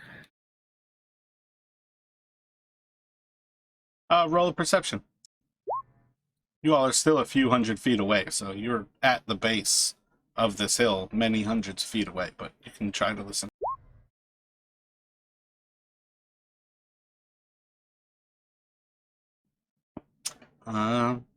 trying to listen for the silence, you hear more things happening in the forest that seem just kind of normal, and some wind blowing in this area. It seems to almost howl over the hill itself, perhaps going through the stones, but nothing that seems unnatural.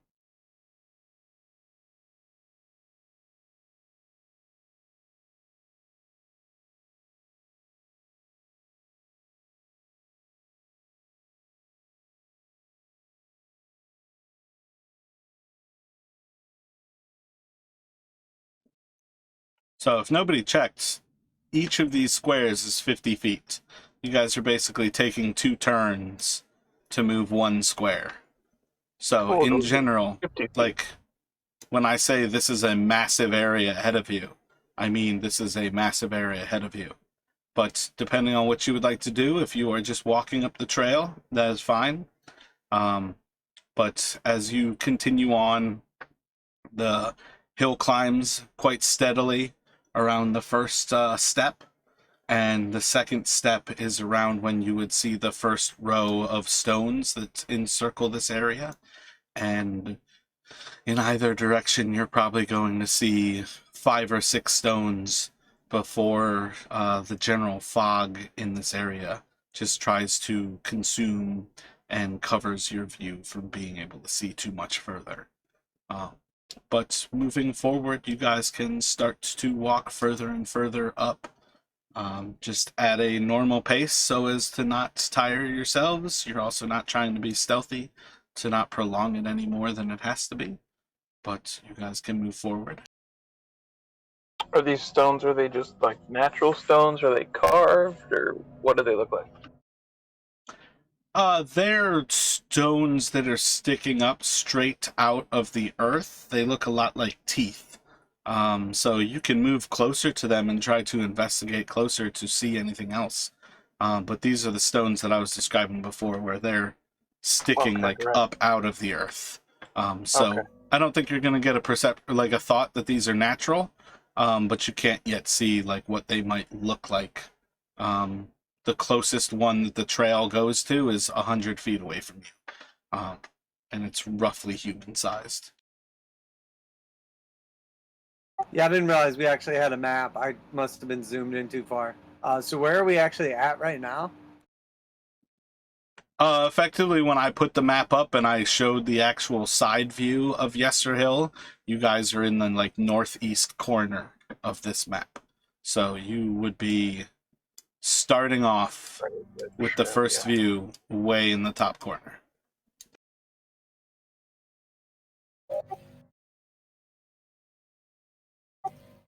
Let's just approach at a normal walk. Yeah, maybe stick towards the tree line and try to stay out of sight without being too slow, but at least not be too obvious. I don't know.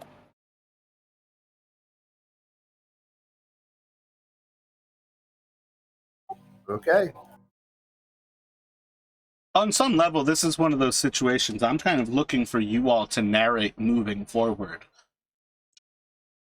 To tell me what you're doing so I know what you're doing. And then when the environment actually changes or something happens, I'll call for rolls. Okay. Well, guys, I'm not really considering it's druids. I'd much rather stick to the path. Just walk on up, because if they're going to see us, they're going to see us. Yeah, that makes sense. Let's do it. Okay, Flea will take the lead and start walking up the path.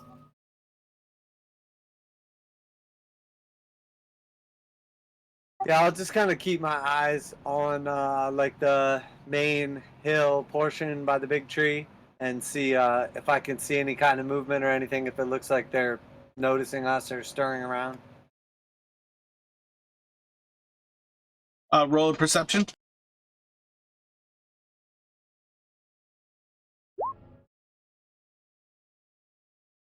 From what you can make out from how far away you all are, there doesn't really appear to be anything moving.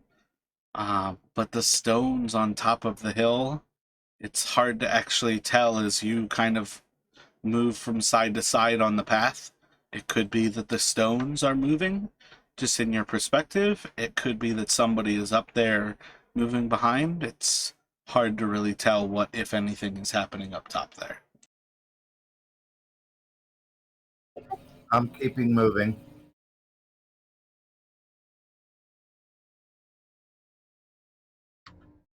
As we go by up the path, can I get a better look at the stones I was talking about earlier? Are we a little closer?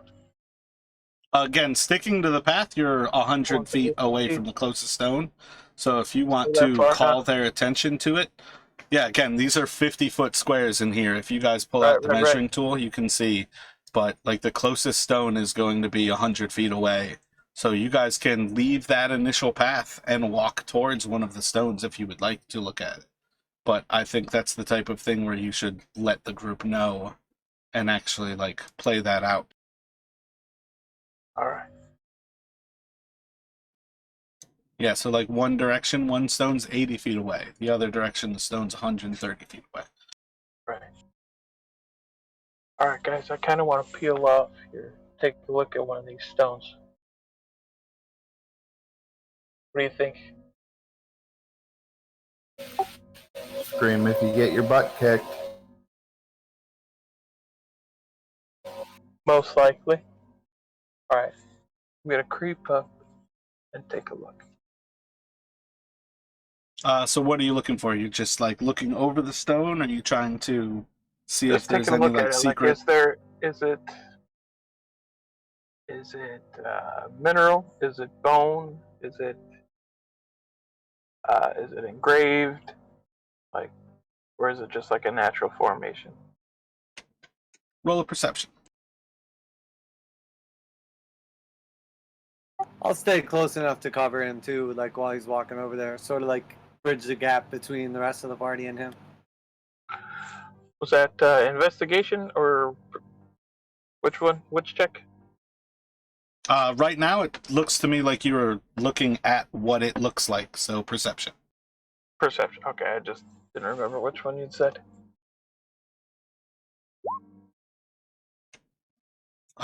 Looking over it, it looks like stone. It's made of rock. Probably pretty old. Yep. It's a not stone. bone, All though. right, fellas. All right, let's go.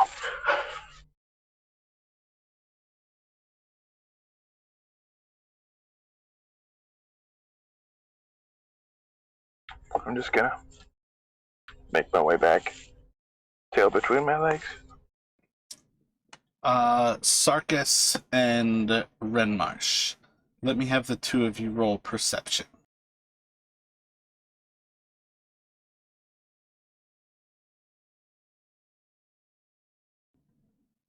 Sarkis, as he steps away from the stone and walks back towards you, you hear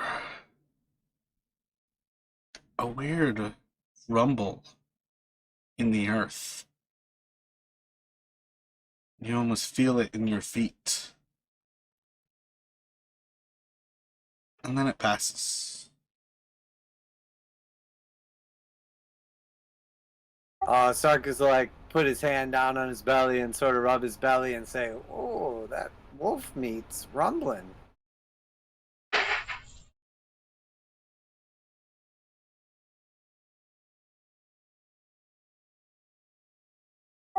Did you find out what you wanted to see, Renmarsh? Is it natural? I mean, it's a rock. Looks natural. Yeah. Any writing or anything? Did it appear like it was put there? They seem awfully organized.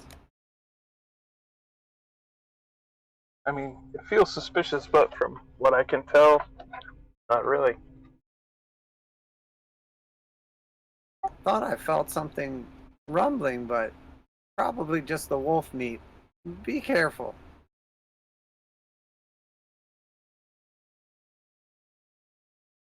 As you all rejoin the group, one of the stones just inside of you to the northwest of you arcs lightning off of it as there is a horrendous crack of thunder,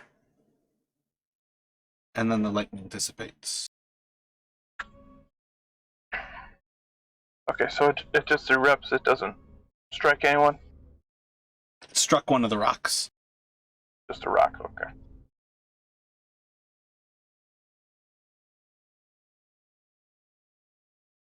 Well, Okay, guys, let's keep moving. I think they know we're coming. Yes, they do.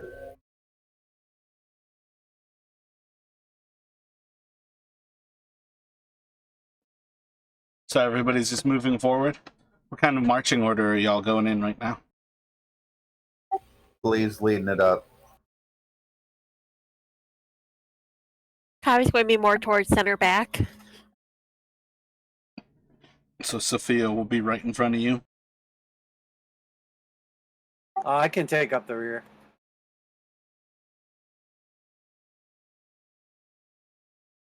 So then we'll have Renmarsh second. Sure, yeah.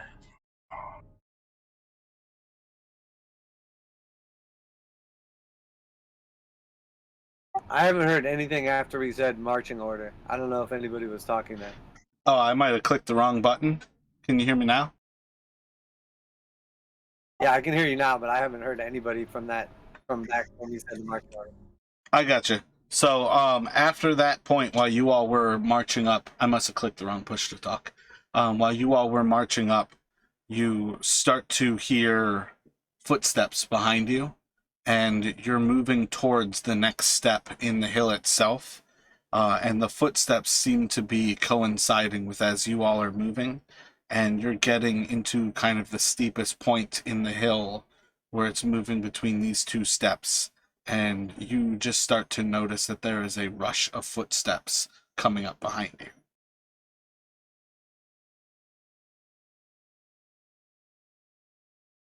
Can we turn and see anything? Roll a perception for me as you turn.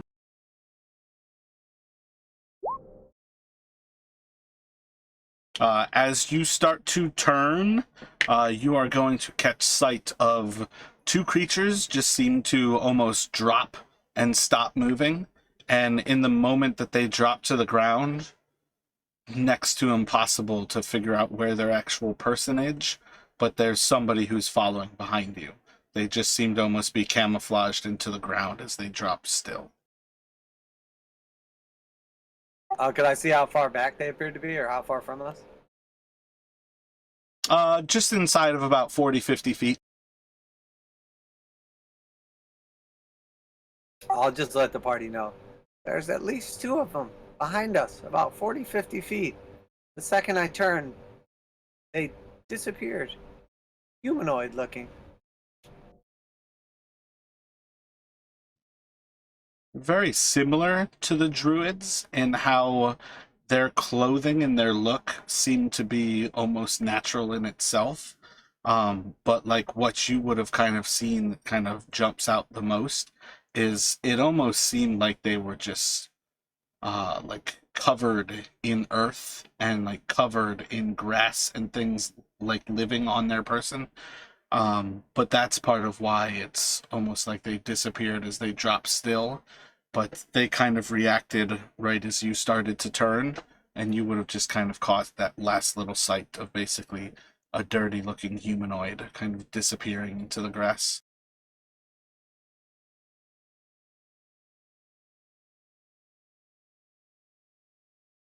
All right, so I guess as we continue forward or whatever, I'm gonna try to just like slink into like some tall grass or next to like a big rock or anything that's around, like close to where we're at right now, and I'm gonna try to just hide and sort of like try to ambush them if they keep following.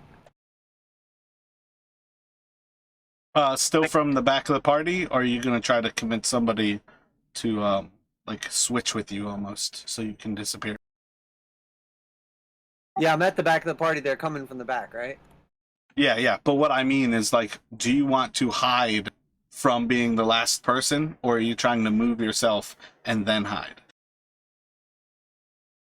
I can drop back to the back when he tells us there's someone following, just as kind of Yeah, basic. I guess I'll like catch up to the party, and then once I'm sort of like blurred in with everybody else, I'll sort of just like try to slink off a little bit. So it's sort of like Homer Simpson into like some tall grass or whatever. So 2 is stealth.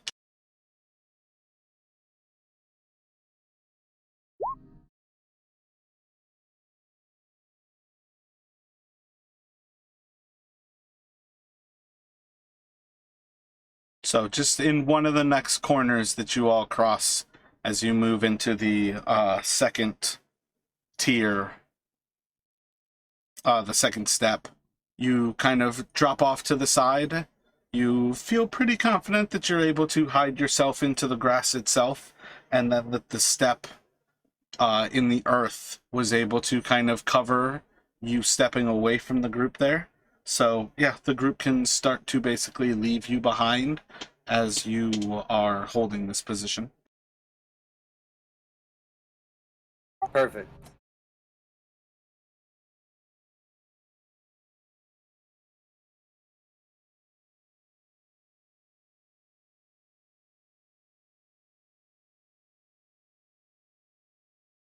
So how far away is everybody moving while he does this?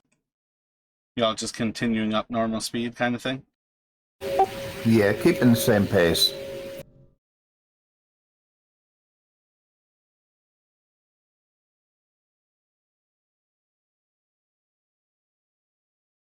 So probably have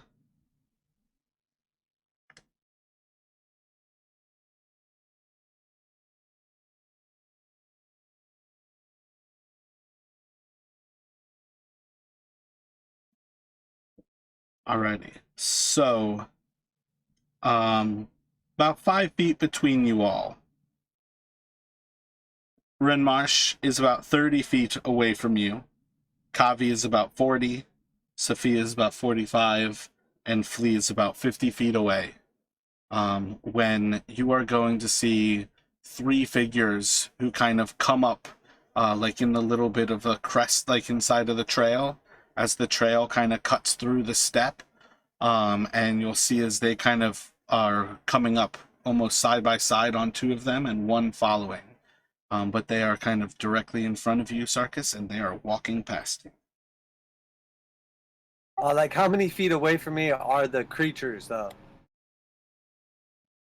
They'd probably be like within like 10 or so feet. I think the trail is probably about 20 feet wide. And can I make out, are they druids?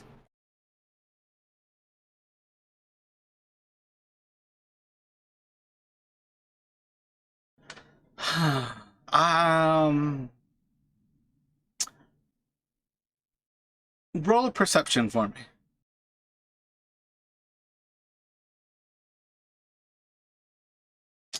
They look a lot like druids. Very quickly, though, you do notice that these figures are carrying weapons, where none of the druids that you've encountered actually carried weapons. And among other things, you notice that these people are also carrying what seems to be metallic items, where none of the druids that you've come across have had any sort of metal.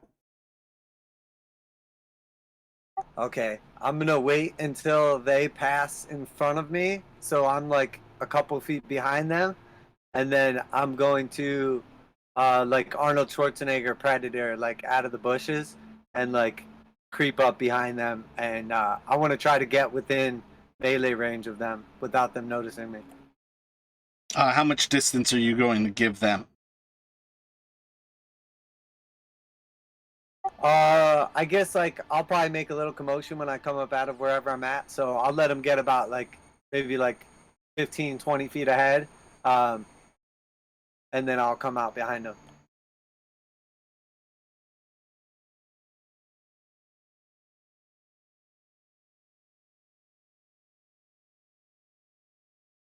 Roll another stealth check as you come out.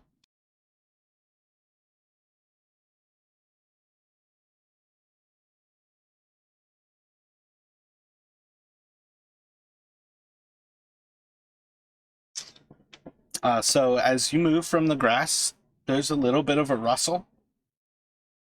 There's a little bit of wind that picks up at that same moment, and all of the grass in this area seems to be waving with the motion. They don't seem to flinch in the least bit. You see Flea is probably about 50, 70 feet ahead of you. Ren Marsh is probably about 40 or 50 feet ahead of you. And the three of them are all 20 feet ahead of you. So they're just a little bit closer to you than they are to Ren Marsh right now. Okay, perfect. I want to close the distance and try to get within 5 feet of them.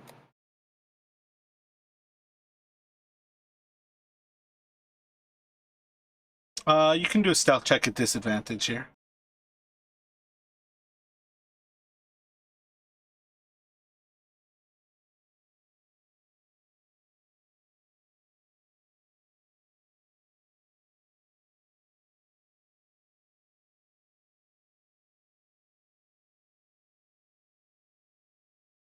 As you're getting about 10 or so feet away from the back one, it's right about that point where he is going to turn around and see you and yell out something in a language that nobody understands. All right, well, I guess, like, assuming I got the jump on him, I'm going to try to attack him.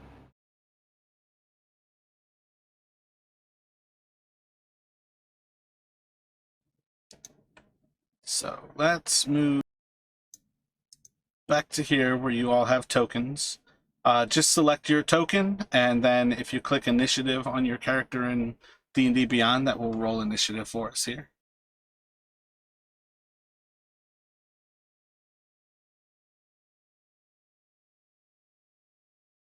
All right, Sarkis, roll your attacks.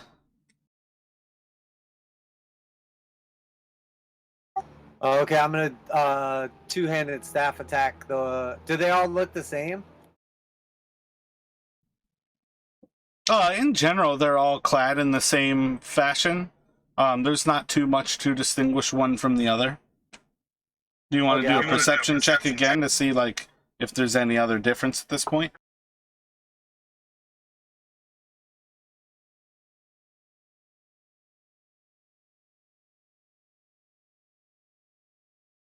Uh, 11.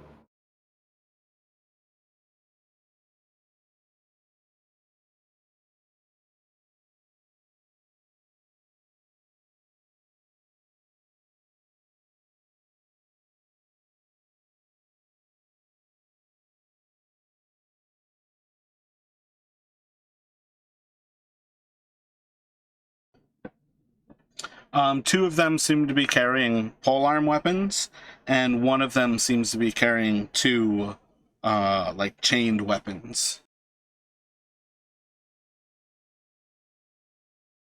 Okay, I'm going to go after, I guess, the one with the two chained weapons.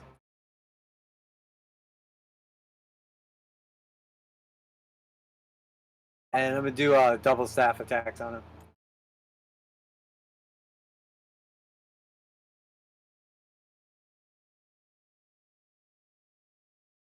First and second of those will hit, so drop in 18 damage. No, wait, 23 damage.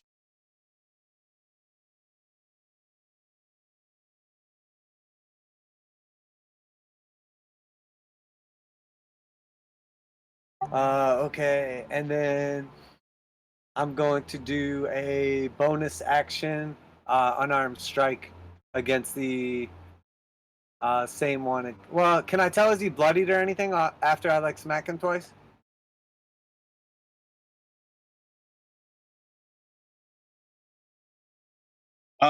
There's no, like, visible evidence at this point. Okay, gotcha. I will do unarmed strike against the same one, and then I will just let the party know. Actually, I'll just yell out loud enough for them to hear. It's rude to follow people unannounced.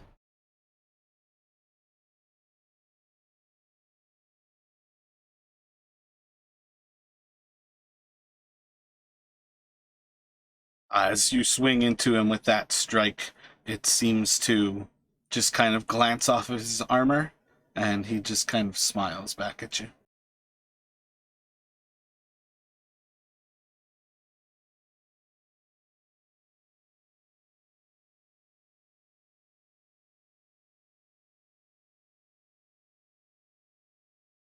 Anything else from you before we move on to Flea? Oh no, that's it for me. Yeah. So Flea, you hear the commotion behind you. How would you like to react? First off, do I see anything happening in front of me or to the sides? Roll a perception check, and this will be your free action.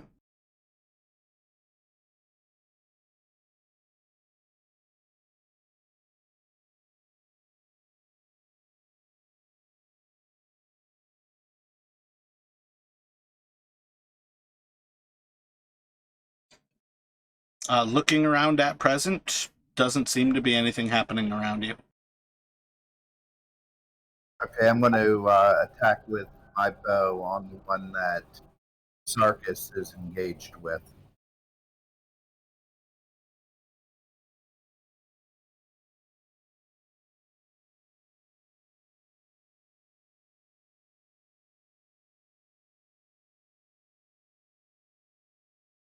Roll for damage when it doesn't come up right away. You strike into him and drop another 16. Is he appearing at all, struggling it out all or anything? That'll be among the first signs of being bloodied.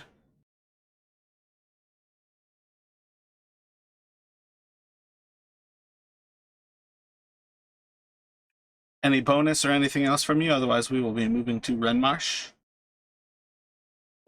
I'm done. How would you care to react, Renmarsh?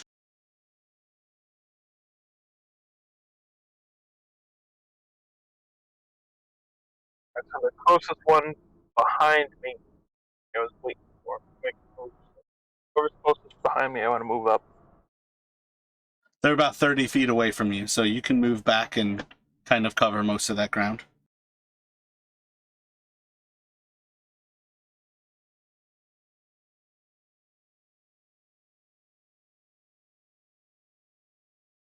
Alright, so close in and make a strike with my longsword.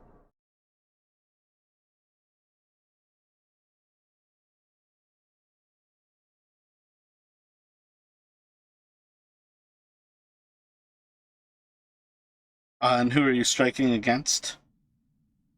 Closest one behind me, unless are they equidistant behind me? Whichever one I run into first when I turn around to see which one jumped out. Roll a die. Even, it's one. Odd, it's the other.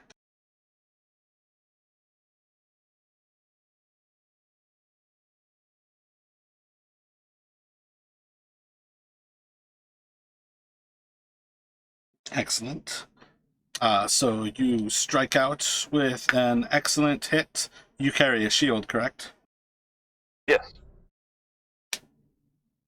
Slicing into his flesh. He doesn't seem happy. What would you like to do now? Get two attacks per action, so I'll just go for him again.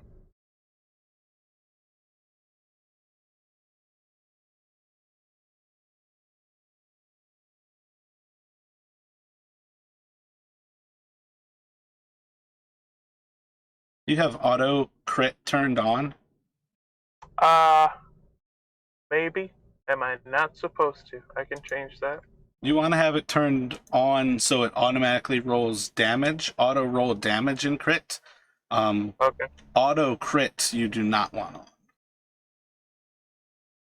Alright, and that'll be in roll 20 somewhere. No, that's inside of Beyond 20, the little red die that's either up at the top or at the bottom right now.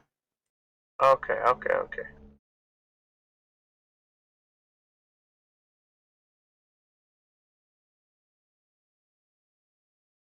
Apologies. force critical hits. Is that what I'm looking for? Correct, yeah, have that turned off. Turn it off. It is now. So you Okay. strike into him with 2 solid hits. Anything else from you? Don't have any good bonus actions. I don't think so. No, I'm good. Gonna go to Kabi. What would you care to do?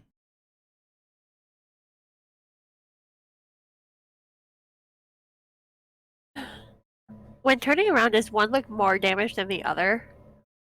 One's visibly bloodied.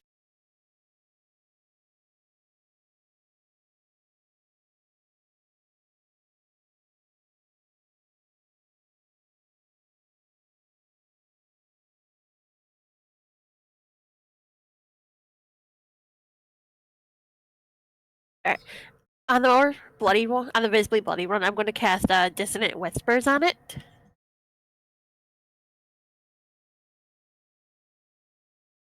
What is that? A wisdom? Your DC's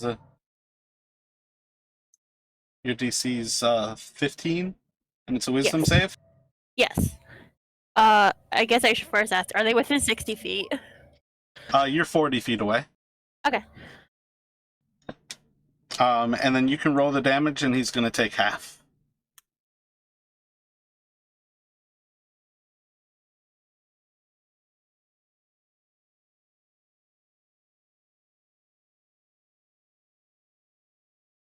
So about 5 damage. I mean, yeah, you don't necessarily know damage in the long run, but yeah, he's taking 5.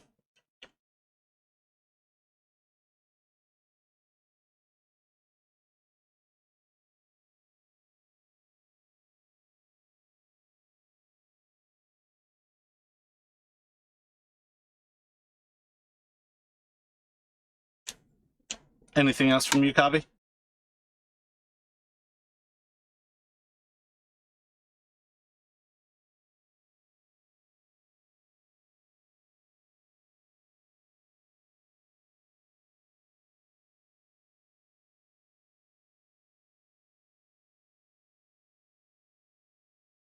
I'm going to give Flea Bardic Inspiration.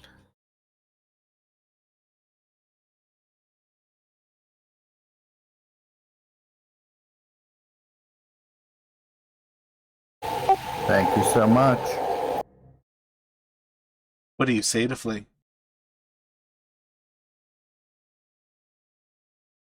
Don't miss.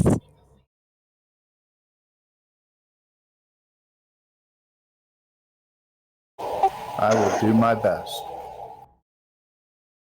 Alright, so the first one is going to strike out at Sarkis with a 19, 13, and a 10 to hit. I believe one of those will hit you. Yeah, 19 hits. So he just kind of starts to swing his... Oh, shit. Yep, we're going with that. He just starts to swing his flails out at you. Yeah, fuck it. He should do this. He's actually should have gone reckless. So the first one is the 19. The 5 will start this. The 10 is the 15. I think if 15 hits, I think all of those will miss. So still a single hit. And he's going to swing into you for... what is his plus 3? A total of 4 bludgeoning damage as he hits you with one of his flails. Affirmative.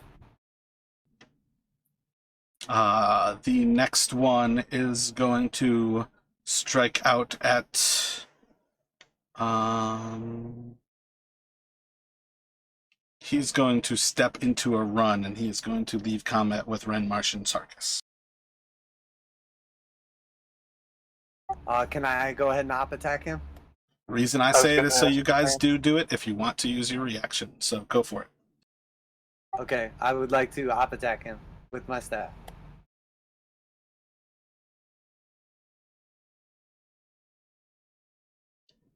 Longsword strike is going to miss him. The quarterstaff is going to hit.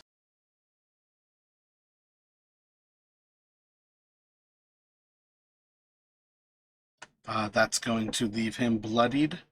As he closes the distance towards the others, he is going to take his weapon and he is going to huck it as he throws it through the air at Flea. It's going to hit for a 23, and it will do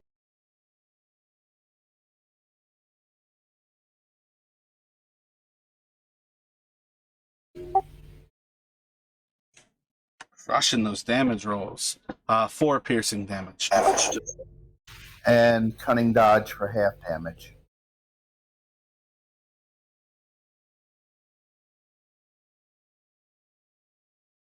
And do I get a reaction to do an attack on him? You just used your reaction to use your cunning dodge thing. But he also is not leaving your combat. He is running towards you.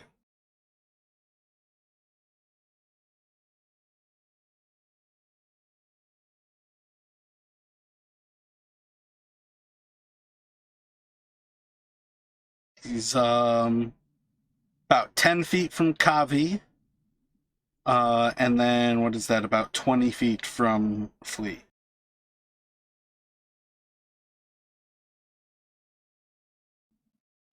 And then the final one is going after Kavi, and he's going to do a very similar thing as he is stepping away from the combat. He is going to run towards her and huck a spear at Kavi. A 15 hit you, Kavi? Looks like yes. And that will do a total of 7 piercing damage to you.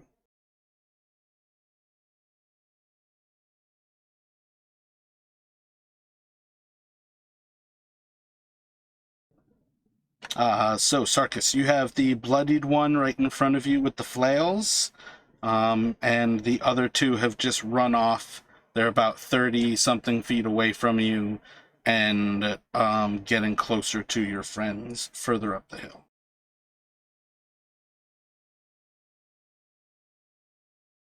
Okay. Somebody else about to say something? I was just going to say whale on that thing. Oh yeah, I'm about to double-handed staff attack him. And try to like reach up and smack him in the neck.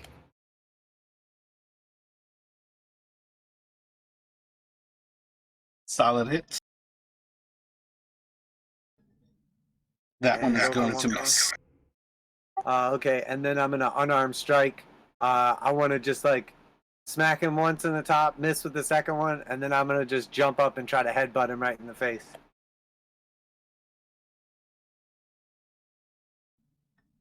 Successful headbutting. Like smash his nose, and his eyes are like bleeding. And I'm gonna just yell out, "Not bad for a little guy!" And that's the end of my turn. You know what?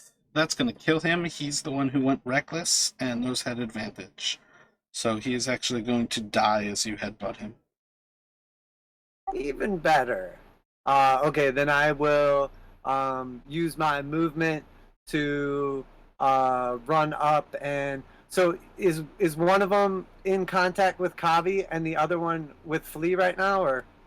Closest they are is they are both 10 feet away from Kavi, and Flea is about 20 feet away from that. Key and Flea have 10 feet between them. So they're 20 feet from Flea and 10 from Kavi. Okay, I have 35 movement, so I will use my 35. You can effectively close that distance. Okay, cool. I will do that then. I'm gonna intentionally try to get within like range of both of them, and like sort of be next to both of them, and then that'll be it for my turn. And that goes to Flea. Okay, I'm going to attack the one that attacked me earlier, and then I'm going to drop my bow on my daggers. All right, you can make the attack, you can drop your bow, and you can pull a dagger. until you get there's a feat that allows you to pull 2 with a single action. That's what it's going to cost you. The bow strike is just going to like plink off of his armor and just sky. Just delete that arrow. That one's gone.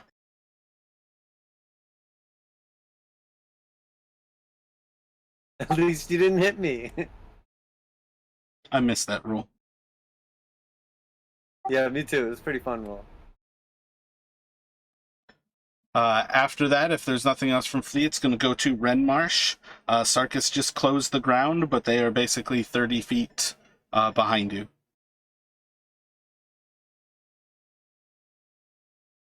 Heard static from you? I feel like your voice is just really quiet.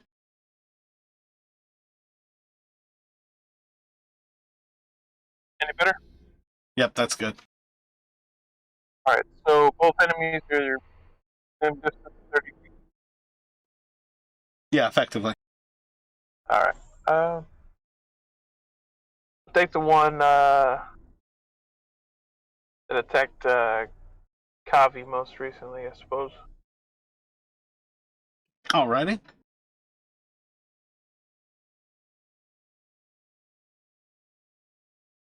And do a longsword attack against him. Kinda as I'm running up with my shield, I kinda bash into him with it and try keeping the sword going a little further in, giving him a stab. Striking out at him, you are going to miss as you plink off of his armor.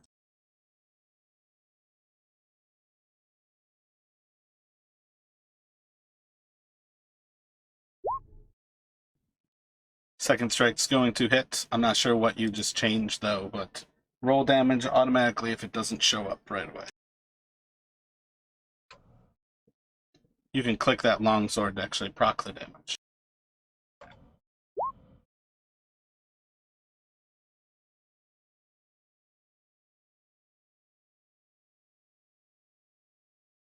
Okay, so second attack hits then.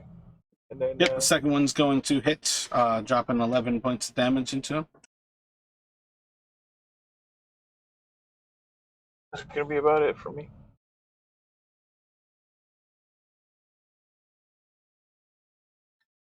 And move on to Kavi.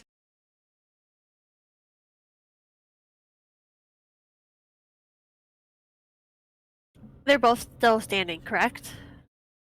They are indeed. Okay.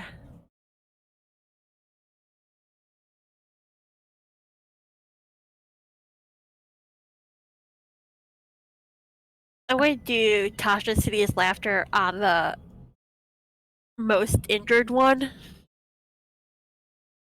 One of them is visibly bloodied. On that one, then. Another wisdom. See.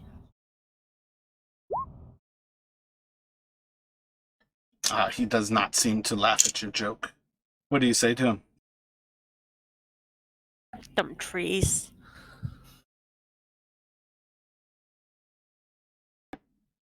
Anything else from you?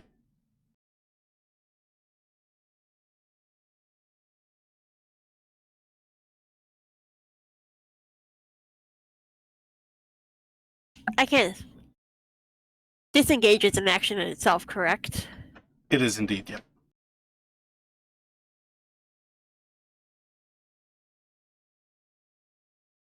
You're not actually in combat, though. They're 10 feet away from you. Alright, I'm just gonna back off another 10 feet.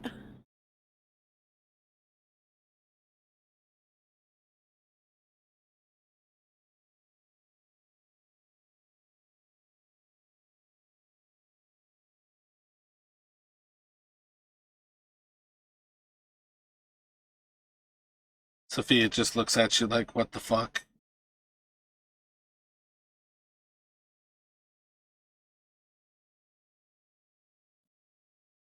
The first one is going to turn back around and make a strike out at Sarkis.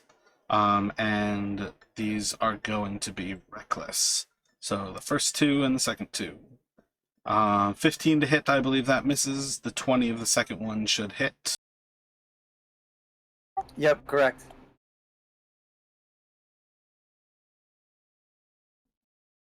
And he's going to do 11 piercing damage to you. And then the next one is going to turn on Renmarsh and do the very same thing. So the first two and the second two. Both of those should hit with a 21 and a 20 to hit. That'll do it.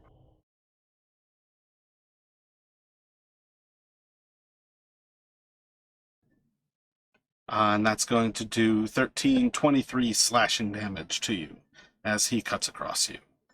And it's going to go to Sarkis. Okay, I'm going to attack the one that you said was noticeably bloodied. Quarterstaff him. It's one that just attacked you. You have advantage. Excellent.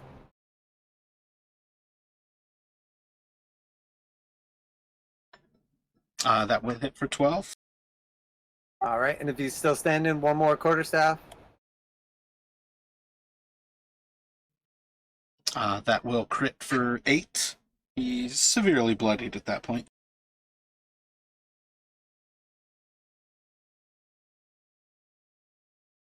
Okay, and then I'm going to use my flurry of blows, and after I hit him twice, like with my staff, I'm going to say, "Your time is running out," and I'm going to punch him straight in the heart. And as I punch him in the heart, I will put my other hand on my chest and heal myself.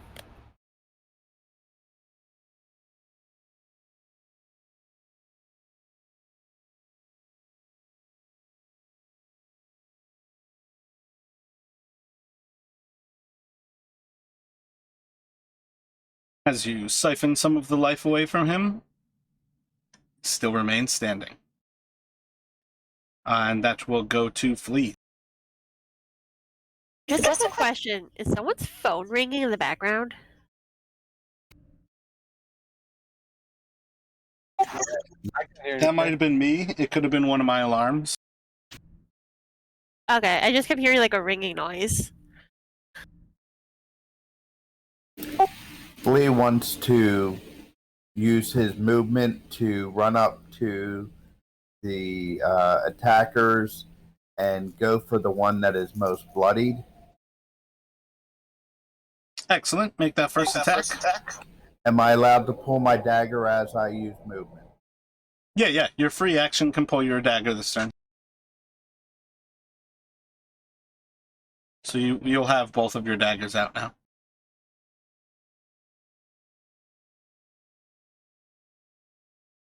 That strike's going to hit. Again, if you roll it, roll damage right away, and that's going to end him. I mean, realistically, when you have advantage, if he's got 2 hit points, he automatically does. As you swing for the second one, you are going to miss as it plinks off of his armor.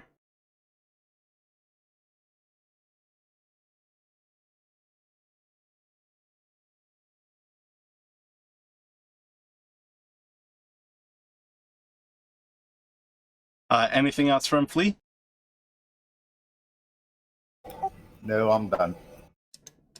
Can go to Renmarsh.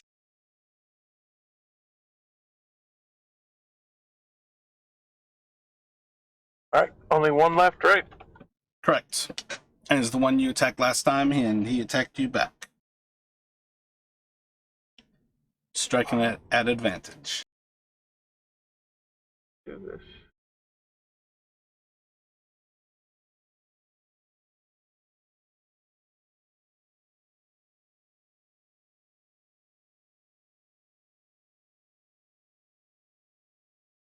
Does anybody look bloodied? Are any of you under half?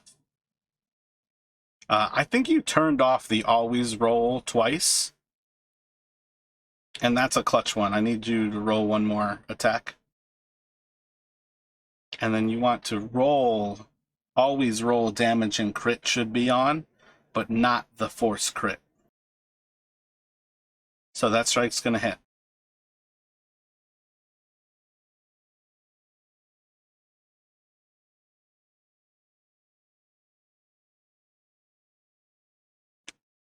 Alright, so And walk me one through more. this. Which one did I mess up? Well, I feel like everything got undid when you turned off the auto crit. You need it to always roll damage and crit, as well as always roll twice. Those are the two important ones from Beyond 20. Okay. Because that makes it a single roll covers. Yeah, so roll another attack for the second attack die. Yeah, I'm trying to get this figured out here in a minute. So that one will hit. So roll damage.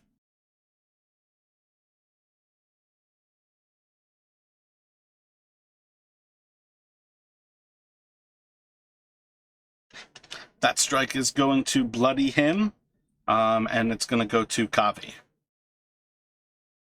And for your question, I am not currently bloodied. Is anybody bloodied?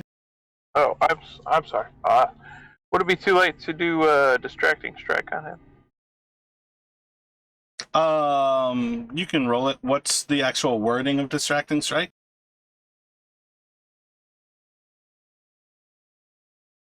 When I hit, more time here.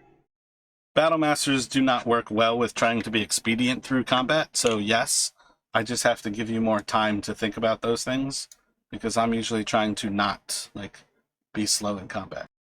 Yeah, I apologize. No, it's nothing to apologize for. It's just the idea that there's, purposeful times where I have to not answer with Battle Masters.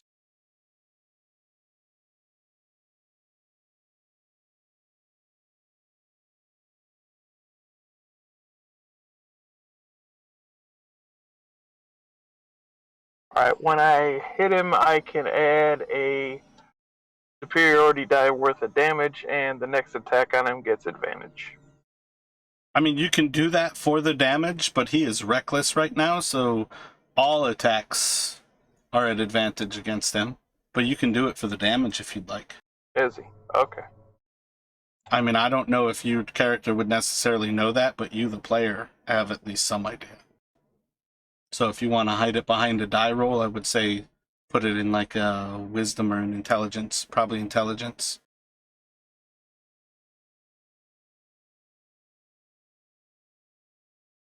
Well, if I could do a menacing strike instead and have him make a wisdom saving throw.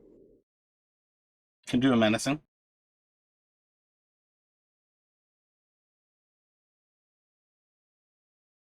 So he is frightened of you.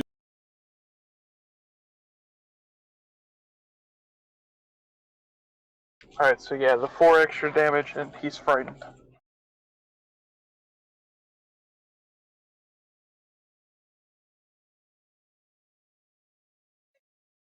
Nobody is below half hit points at this point, though.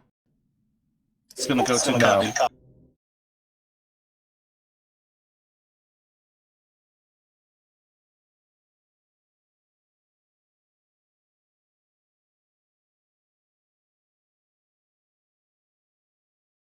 What would you care to do, Kavi? Just going to stick with a vicious mockery for now.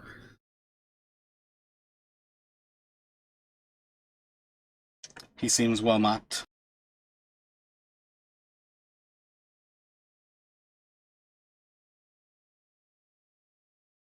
Then we give a bardic inspiration to Renmarsh. So he is going to charge into flee. And let's see. His first attack is going to be straight, and the second attack is going to be at advantage as he looks away from Renmarsh and attacks flee. So the straight attack is going to miss. 14 hit you, flee? I don't think so. Oh, that's AC. Yeah, AC 14. So for 6 slashing damage as he cuts across you. And if everybody can roll attacks here, I think you guys can successfully dispatch him. Yeah, I used my dodge to half the damage. You are more than welcome to. 3 damage.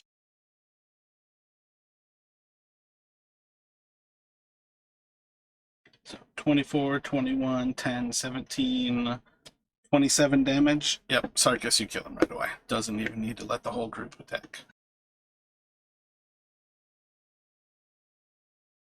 Thanks, buddy. Appreciate it. Now we'll yell out to him as I strike him down. Your friends are waiting for you in the afterlife. Join them. And then I'll just smack him across the face with the open hand and kill him.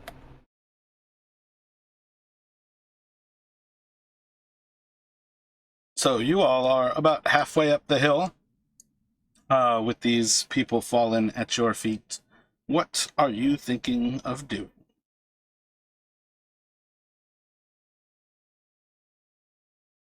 It's safe to assume they know we're coming. Should we make haste? Yes, let's push on.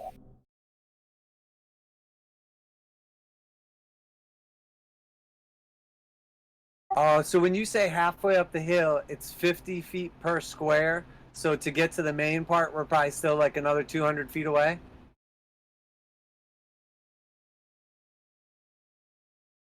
Yeah, you all are like 287 feet away from the outside of the upper rocks.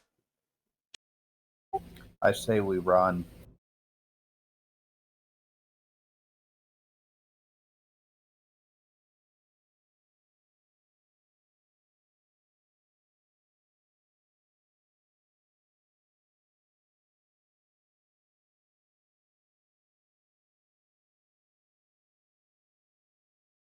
Yeah, I'm okay with that if everybody else is.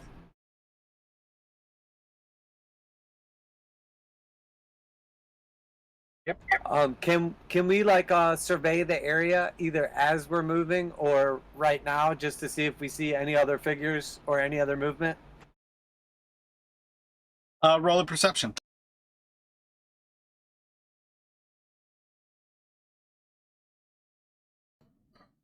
So you look around and you don't see anything else happening.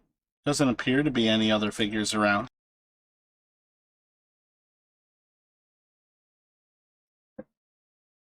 But in the moment that you look around, you do hear a drum beat start to be coming from up above at the top and crest of the hill itself. It seems like you are being welcomed in a way, but at present you don't know what that will mean. Fresh meat for the grinder.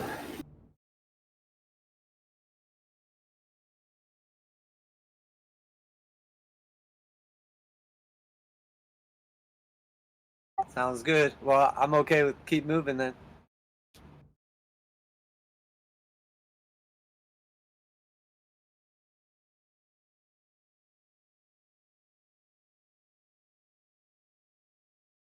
So as you all start to run up the hill itself, let me get athletics checks from everybody. Lee, can you throw up an athletics check, please?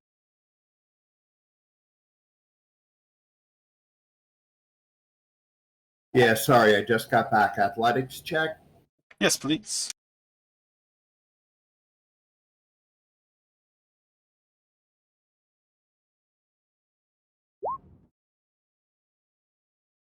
So as you all break out into a run as you're coming up towards the steepest part of this full hill itself, you all do a pretty solid job of leaving Flea behind. Flea, you are almost a full 30 feet behind the actual party at this point. But if you all continue to run, you can continue on. Let me have another set of athletics from everyone.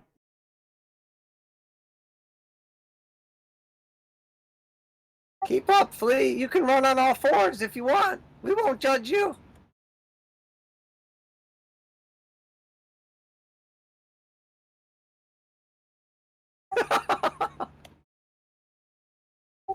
Nothing like all fours. I should actually ask also, what is the order that you all are running up the hill in? Sounds like Flea's dead last.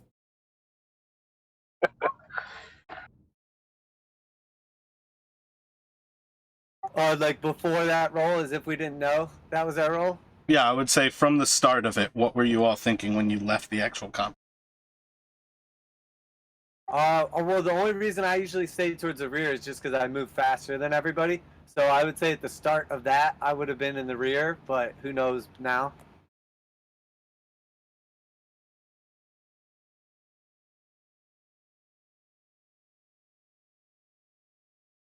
I just like having the versatility of the extra movement is all. Where are y'all at? Pick a place and say it. Pick and decide. Well, Flea's picking up the rear due to his poor athletic. But were you starting in the rear? Now starting in the middle.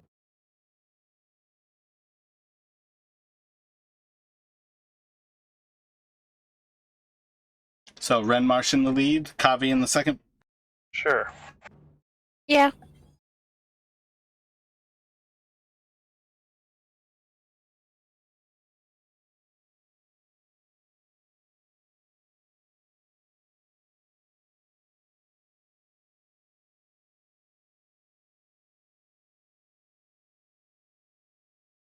All right, so most of the group at that point is together, and Renmarsh is now about 30 feet in front of everybody else.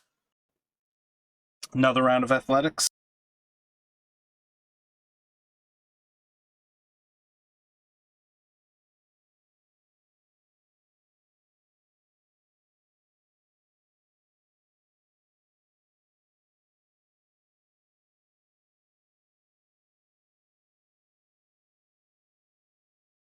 All right, Kavi and Flea, take a level of exhaustion, please.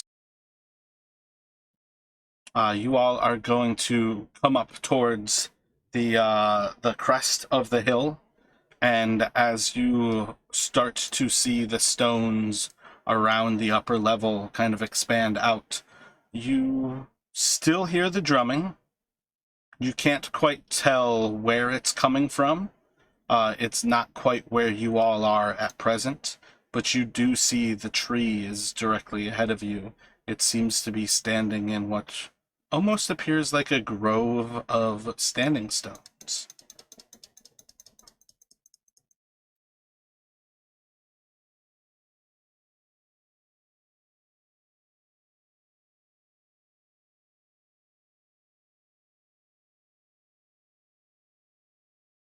Like, do we see any humanoids, or can we tell where the drum beat was coming from, or we just know it was somewhere up here?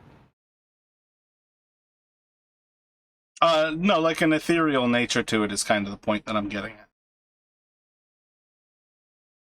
Ah, gotcha. So when we crest the hill, then I guess we see obviously the big tree. Like, how big is it? Just kind of as a reminder.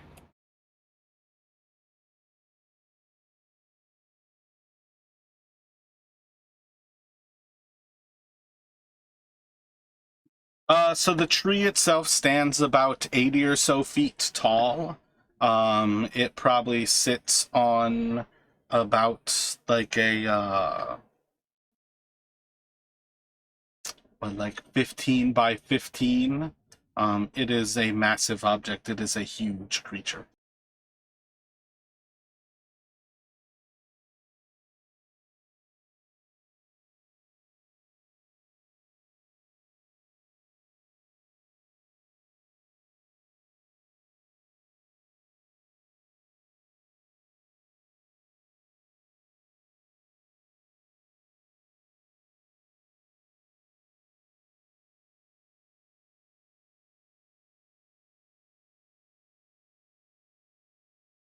And we don't see anything else around other than the stones. Like, there's no like shrubbery creatures or other humanoids or anything.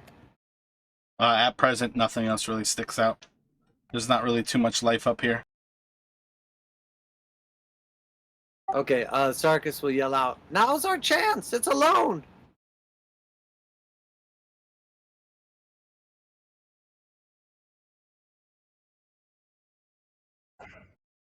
Is the tree moving? It's just a tree. It's more than a tree. It's worse than a tree. You'll see if I can. Can I pull my dagger from my sheath?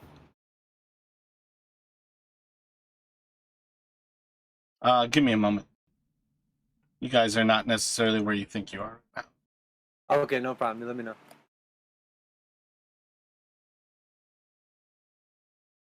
Because, like, remember, on that map, each of those squares is 50 feet. So when you crest it, you're still 150 feet away from that creature. So if you're about to throw a dagger, you're not where you think you are.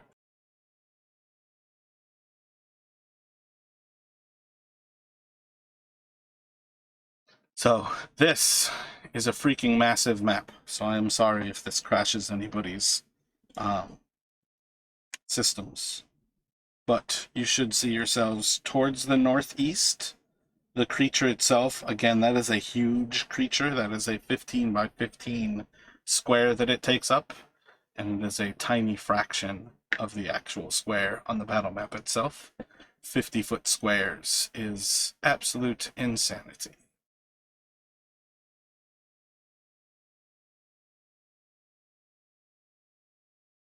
Okay, I got you. But everything's still proportionate. This one is like, and this map basically, Roll20 warns you, hey, you shouldn't use a map so big. And this is a tiny portion of the actual map that you guys were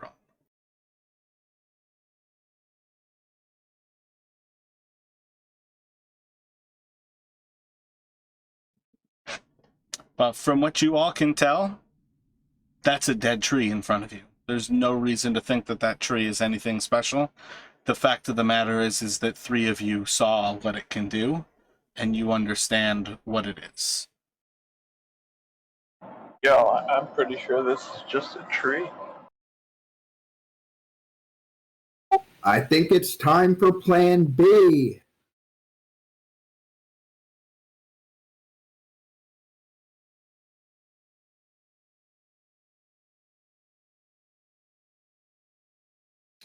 So without being meta, can we tell that like Flea and Kabi have gotten like pretty tired here to the point where we would be smart enough to know not to keep like running after it? Or is it only because we're going up the hill? I mean, they're gasping for air to try to breathe. So it's pretty evident that running up the hill probably wasn't a great idea. But you closed the distance. That's what really mattered.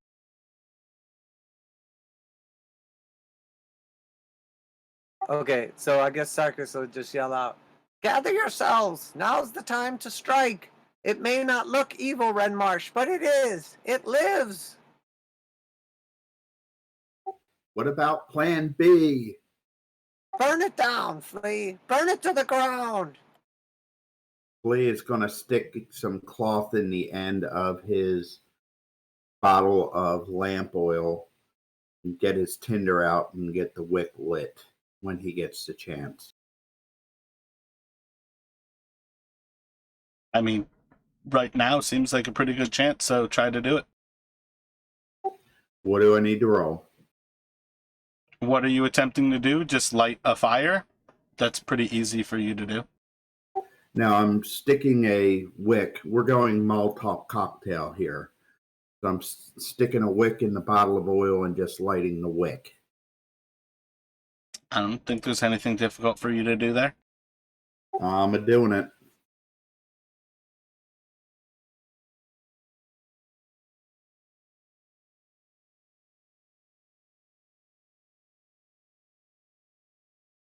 Am I in range to throw it, or do I need to get closer? You guys are on the map right now. You should be able to see. You are currently like 150 feet away, I think. 120 feet away still.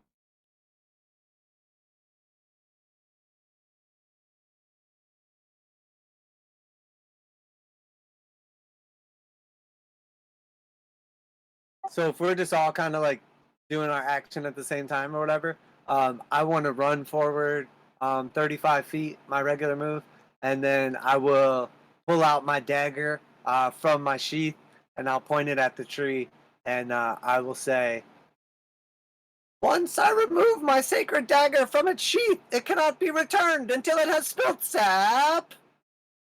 And I'm going to cast Hex on the tree.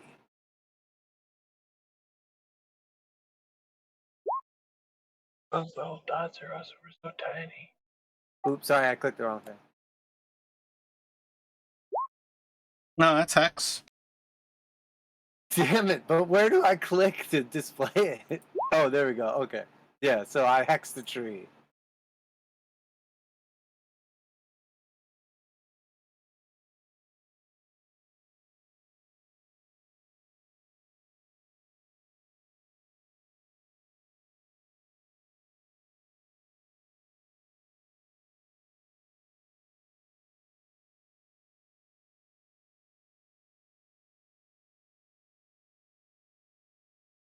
What ability are you affecting?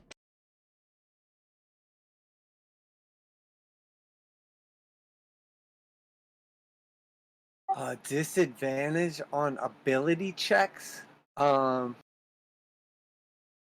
With the chosen ability. So I just pick like strength, dex, con, something like that. Yep.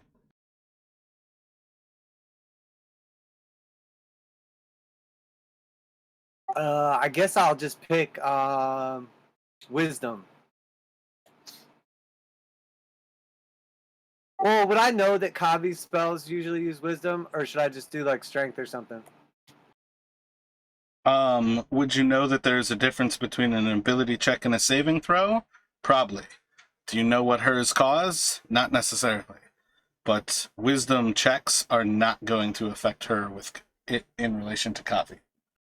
Okay, I'll just do, I guess, strength checks. I don't know. I feel like that's just sort of like a bonus little thing in there. So yeah, I'll just do strength in case it like tries to grab one of us or something.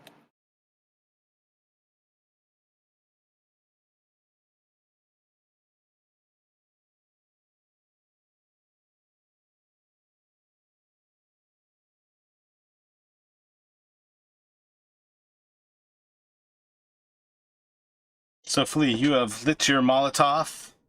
How close do you have to get for Hex? 90 feet? So you're 90 feet. Did you move yourself up there, Sarkis? Move yourself, you're 35?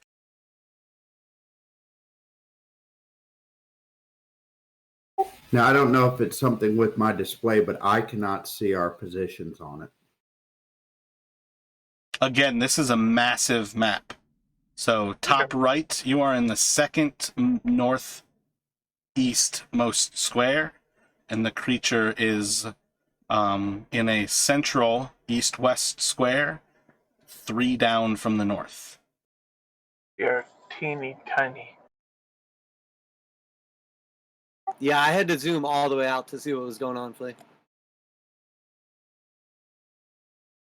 Stop just moving at leisure, though. You guys are effectively in initiative here. This is turn by turn right now. Oh, I'm sorry. I was just going to say I was going to move up with whoever's doing the throwing. Just kind of tag along if that's okay.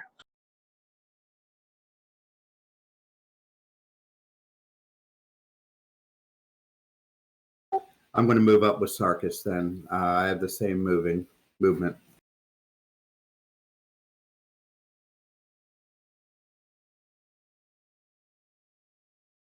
Kavi, what are you doing?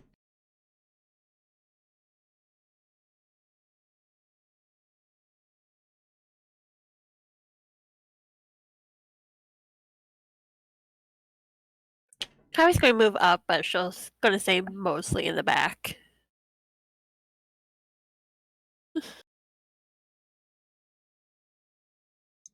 So you all can roll initiative.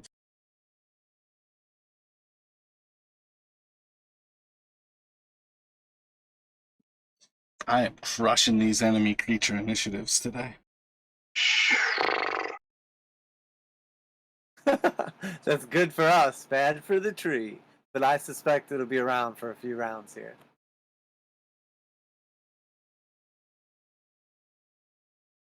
When we were rolling earlier, I rolled 26 and 16, like 7 out of my 10 rolls. It was absolutely crazy. Marcus, Flea, roll initiative.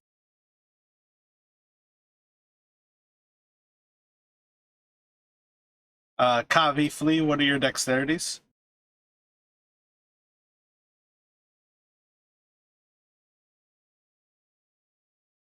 Like a saving throw or straight dex? Dexterity, the number. Not your modifier, the actual dexterity. 14. 17. Oh, you have it because it's your bard ability is giving you the plus half to things that you don't have proficiency in. Excellent. Good to remember that. Flea has a +3 on the dex, if that matters. No, I just mean the two of you both have +3, which is my first way to separate the exact same roll. But Kavi has a 14, which is a +2. But because she's a bard, she gains half proficiency to things that she does not have proficiency in. Initiative is a proficiency check. So she gains that half proficiency. So she will only gain more as she levels up as a plus to her initiative. But it's going to start off with Flea. Flea, you're still probably about 90 or so feet away from the tree. And you have a lit Molotov cocktail in your hand. I want to use my full motion to come around towards the front of the monster.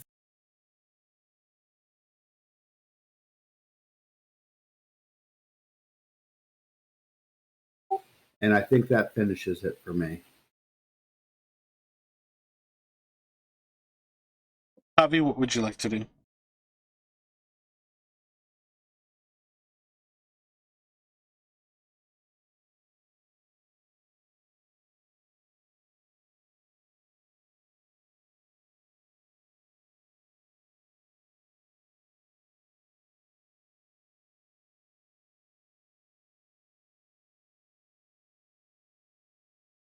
Are you there, Key? Yeah. What would you like to do? If she's gonna hold her action with her short bow, that if if she sees the tree move at all, she'll take her shot. Make an intelligence check for me.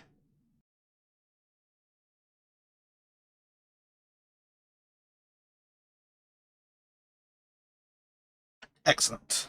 Sarkis, what would you like to do?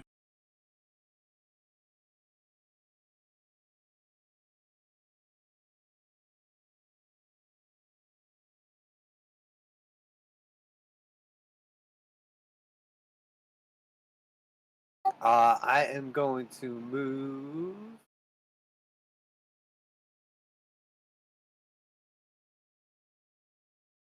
I'm going to move up 35 feet.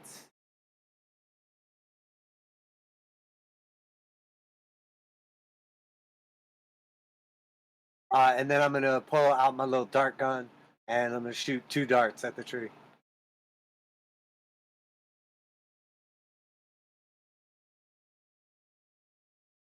It's at disadvantage.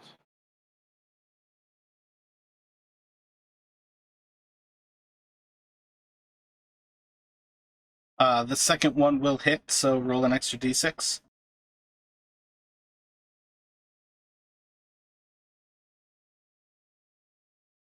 You just saw him pulling out his dart gun, and as he like huffs in, he's like,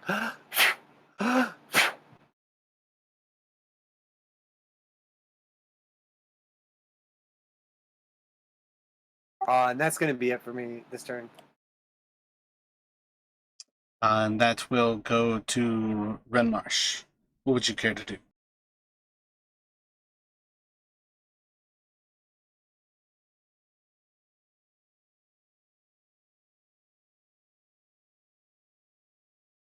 Pretty far away. How far can I move?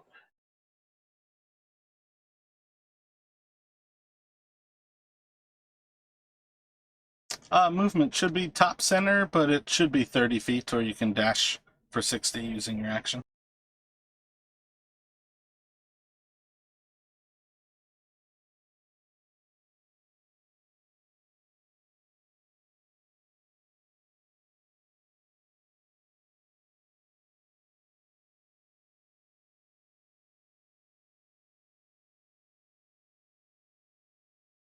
Yeah, I'm not seeing how I can tell how far I can move here. Oh, and the actual squares.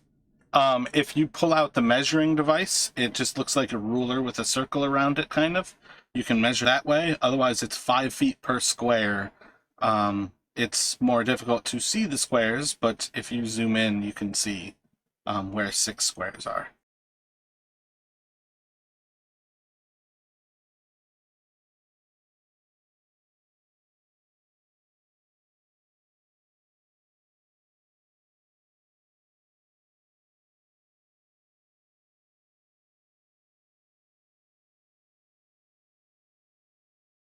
Alright, move about there, can't do much. Not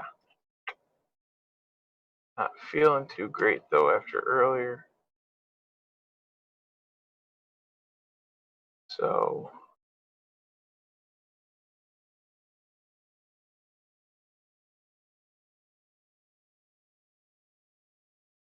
I try second wind so I can heal myself a little bit.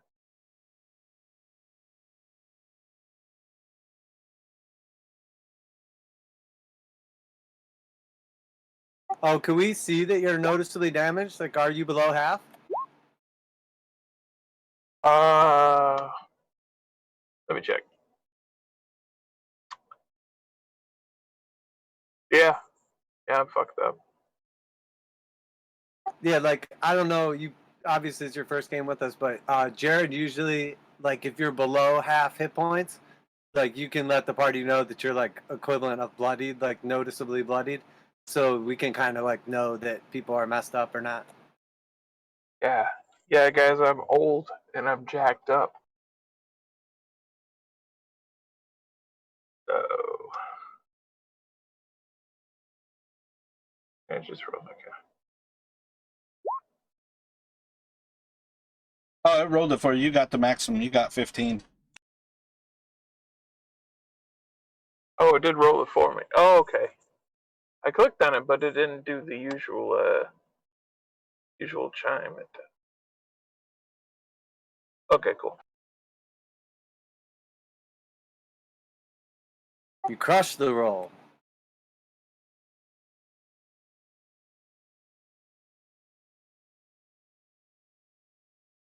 Anything I else think from that's about Remnant? all I can do. Yeah. Tree doesn't seem to move. On you, Flea. Going to run up and launch that Molotov cockpit.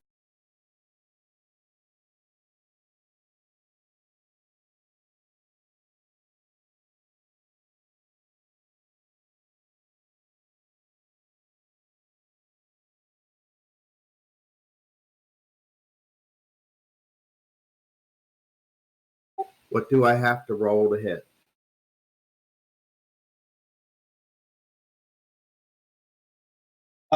You can make a strength check, and it will be at disadvantage.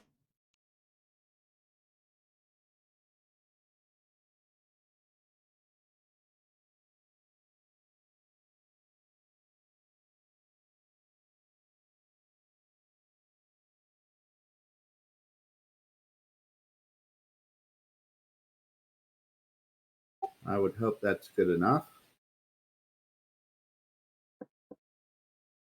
I rolled a D100 to see how long your wick lasted for. Do you want to know how much longer you had to use that? Sure, why not? It was blowing up on the start of your next turn. I rolled a 4. Cool. It smashes into the tree. The oil is going to burst out, and it's going to be on fire. Any reactions from the tree?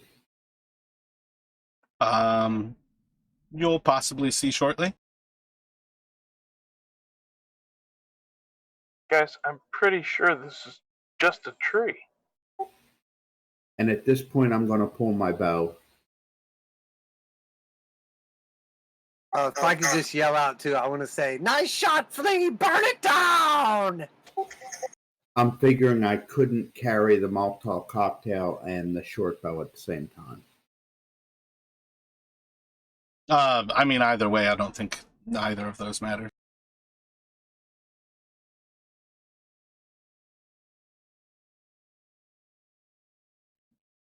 It should be going to Kavi.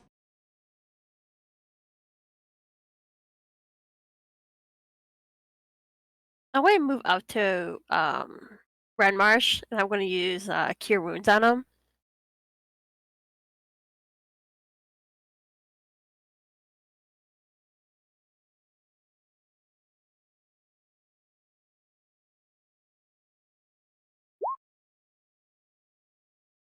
Any bonus actions or any further movement afterwards? If not, it will go to Sarkis.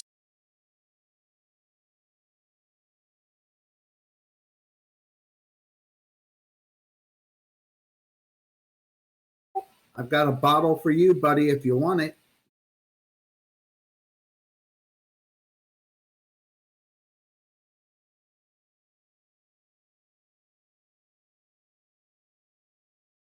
No thanks. I'd prefer to use my hands. And I'm gonna run up 35. Oh, sorry, Kavi. Were you done?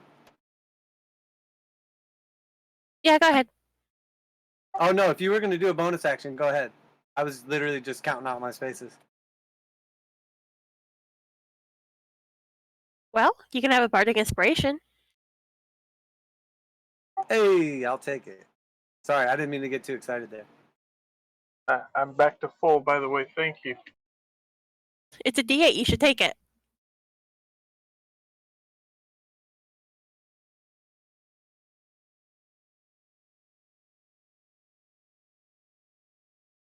And I believe I'm still at disadvantage. Yeah, 2060. So after I yell that out, I'm just gonna spit 2 more darts at it.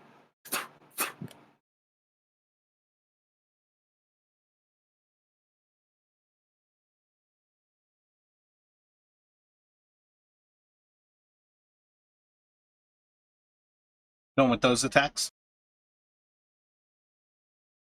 Oh, well, can I see if the first one hits first? And then if not, obviously I'll know potentially. First one misses. Okay, I got you. I will just use the bardic on the second one if that's okay then. And you said you are up to a D8 now, Kavi? Roll a D8. 20 is going to hit. And then the 4 is from the Bane.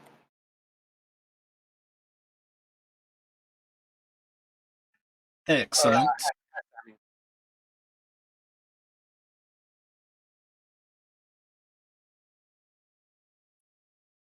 Anything else from you, Sarkis? Otherwise, it will go to Remnash. No, that's it for me.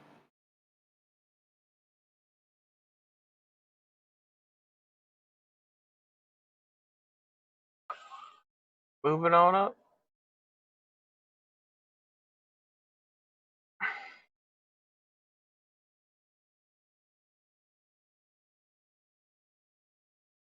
Just a tree.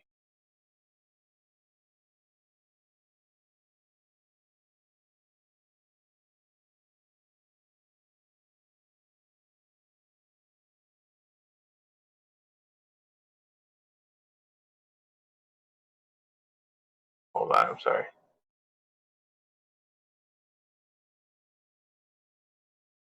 I was about here. Yeah, I think you were right next to her. Yeah, diagonals About there.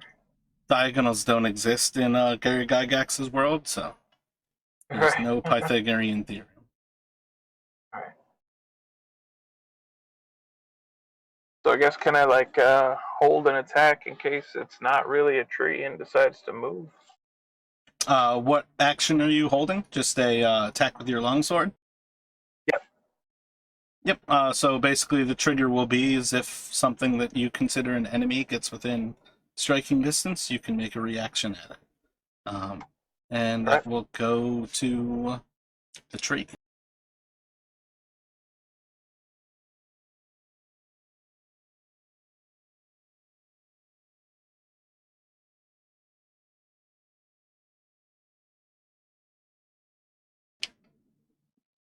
As it starts to burn, you're going to see as the tree itself starts to tear up the ground around it as 4 roots start to pick up in almost the cardinal directions, not quite the directions that you all are coming in, but these 20 or so foot long roots start to come up as it just like stomps on the ground, and it is going to move.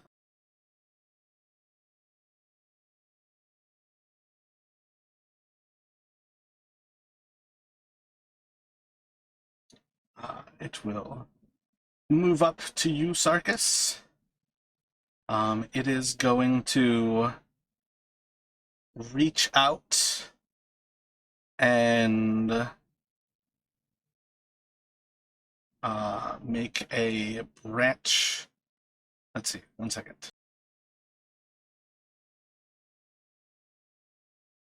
It's not just any tree, I told you.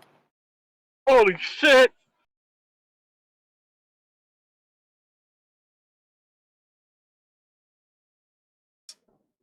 Yeah, it's going to move out like that. It is going to move out and make a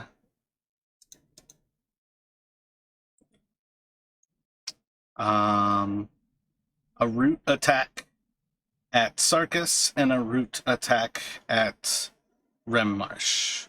So Sarkis, 25 to hit. Remmarsh is going to crit with a 29 to hit. Jiminy Christmas. Alright, that's close enough for me to trigger my attack though, right?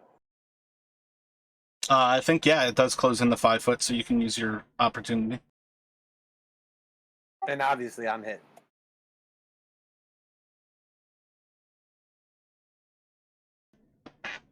$20 will hit.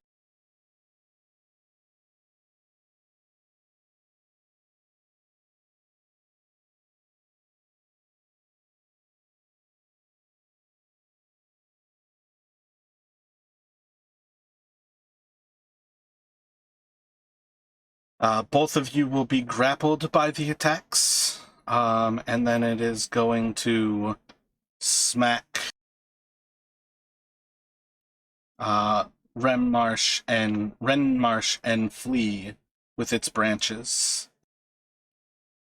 So Renmarsh, it's going to miss with a 12, and Flea, it should hit with a 26, and that's going to do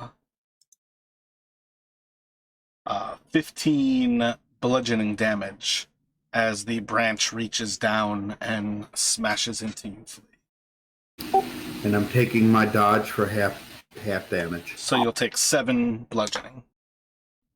I have 2 questions. One was the attack that hit me, did that do damage also or no? Nope, no damage. The 2 of you are just grappled by those. Okay, and the second thing was that, just randomly out of curiosity, that's not affected by the disadvantage on strength checks at all, right? I don't think so, because it's not a contested, it's an actual grapple ability. And I think that's where it's like almost there, because it is not a grapple action that it is taking. Its roots grapple you if they hit you.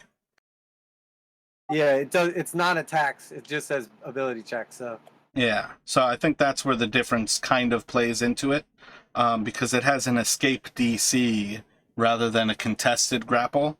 So it's not like you are going to roll against its strength to see who wins.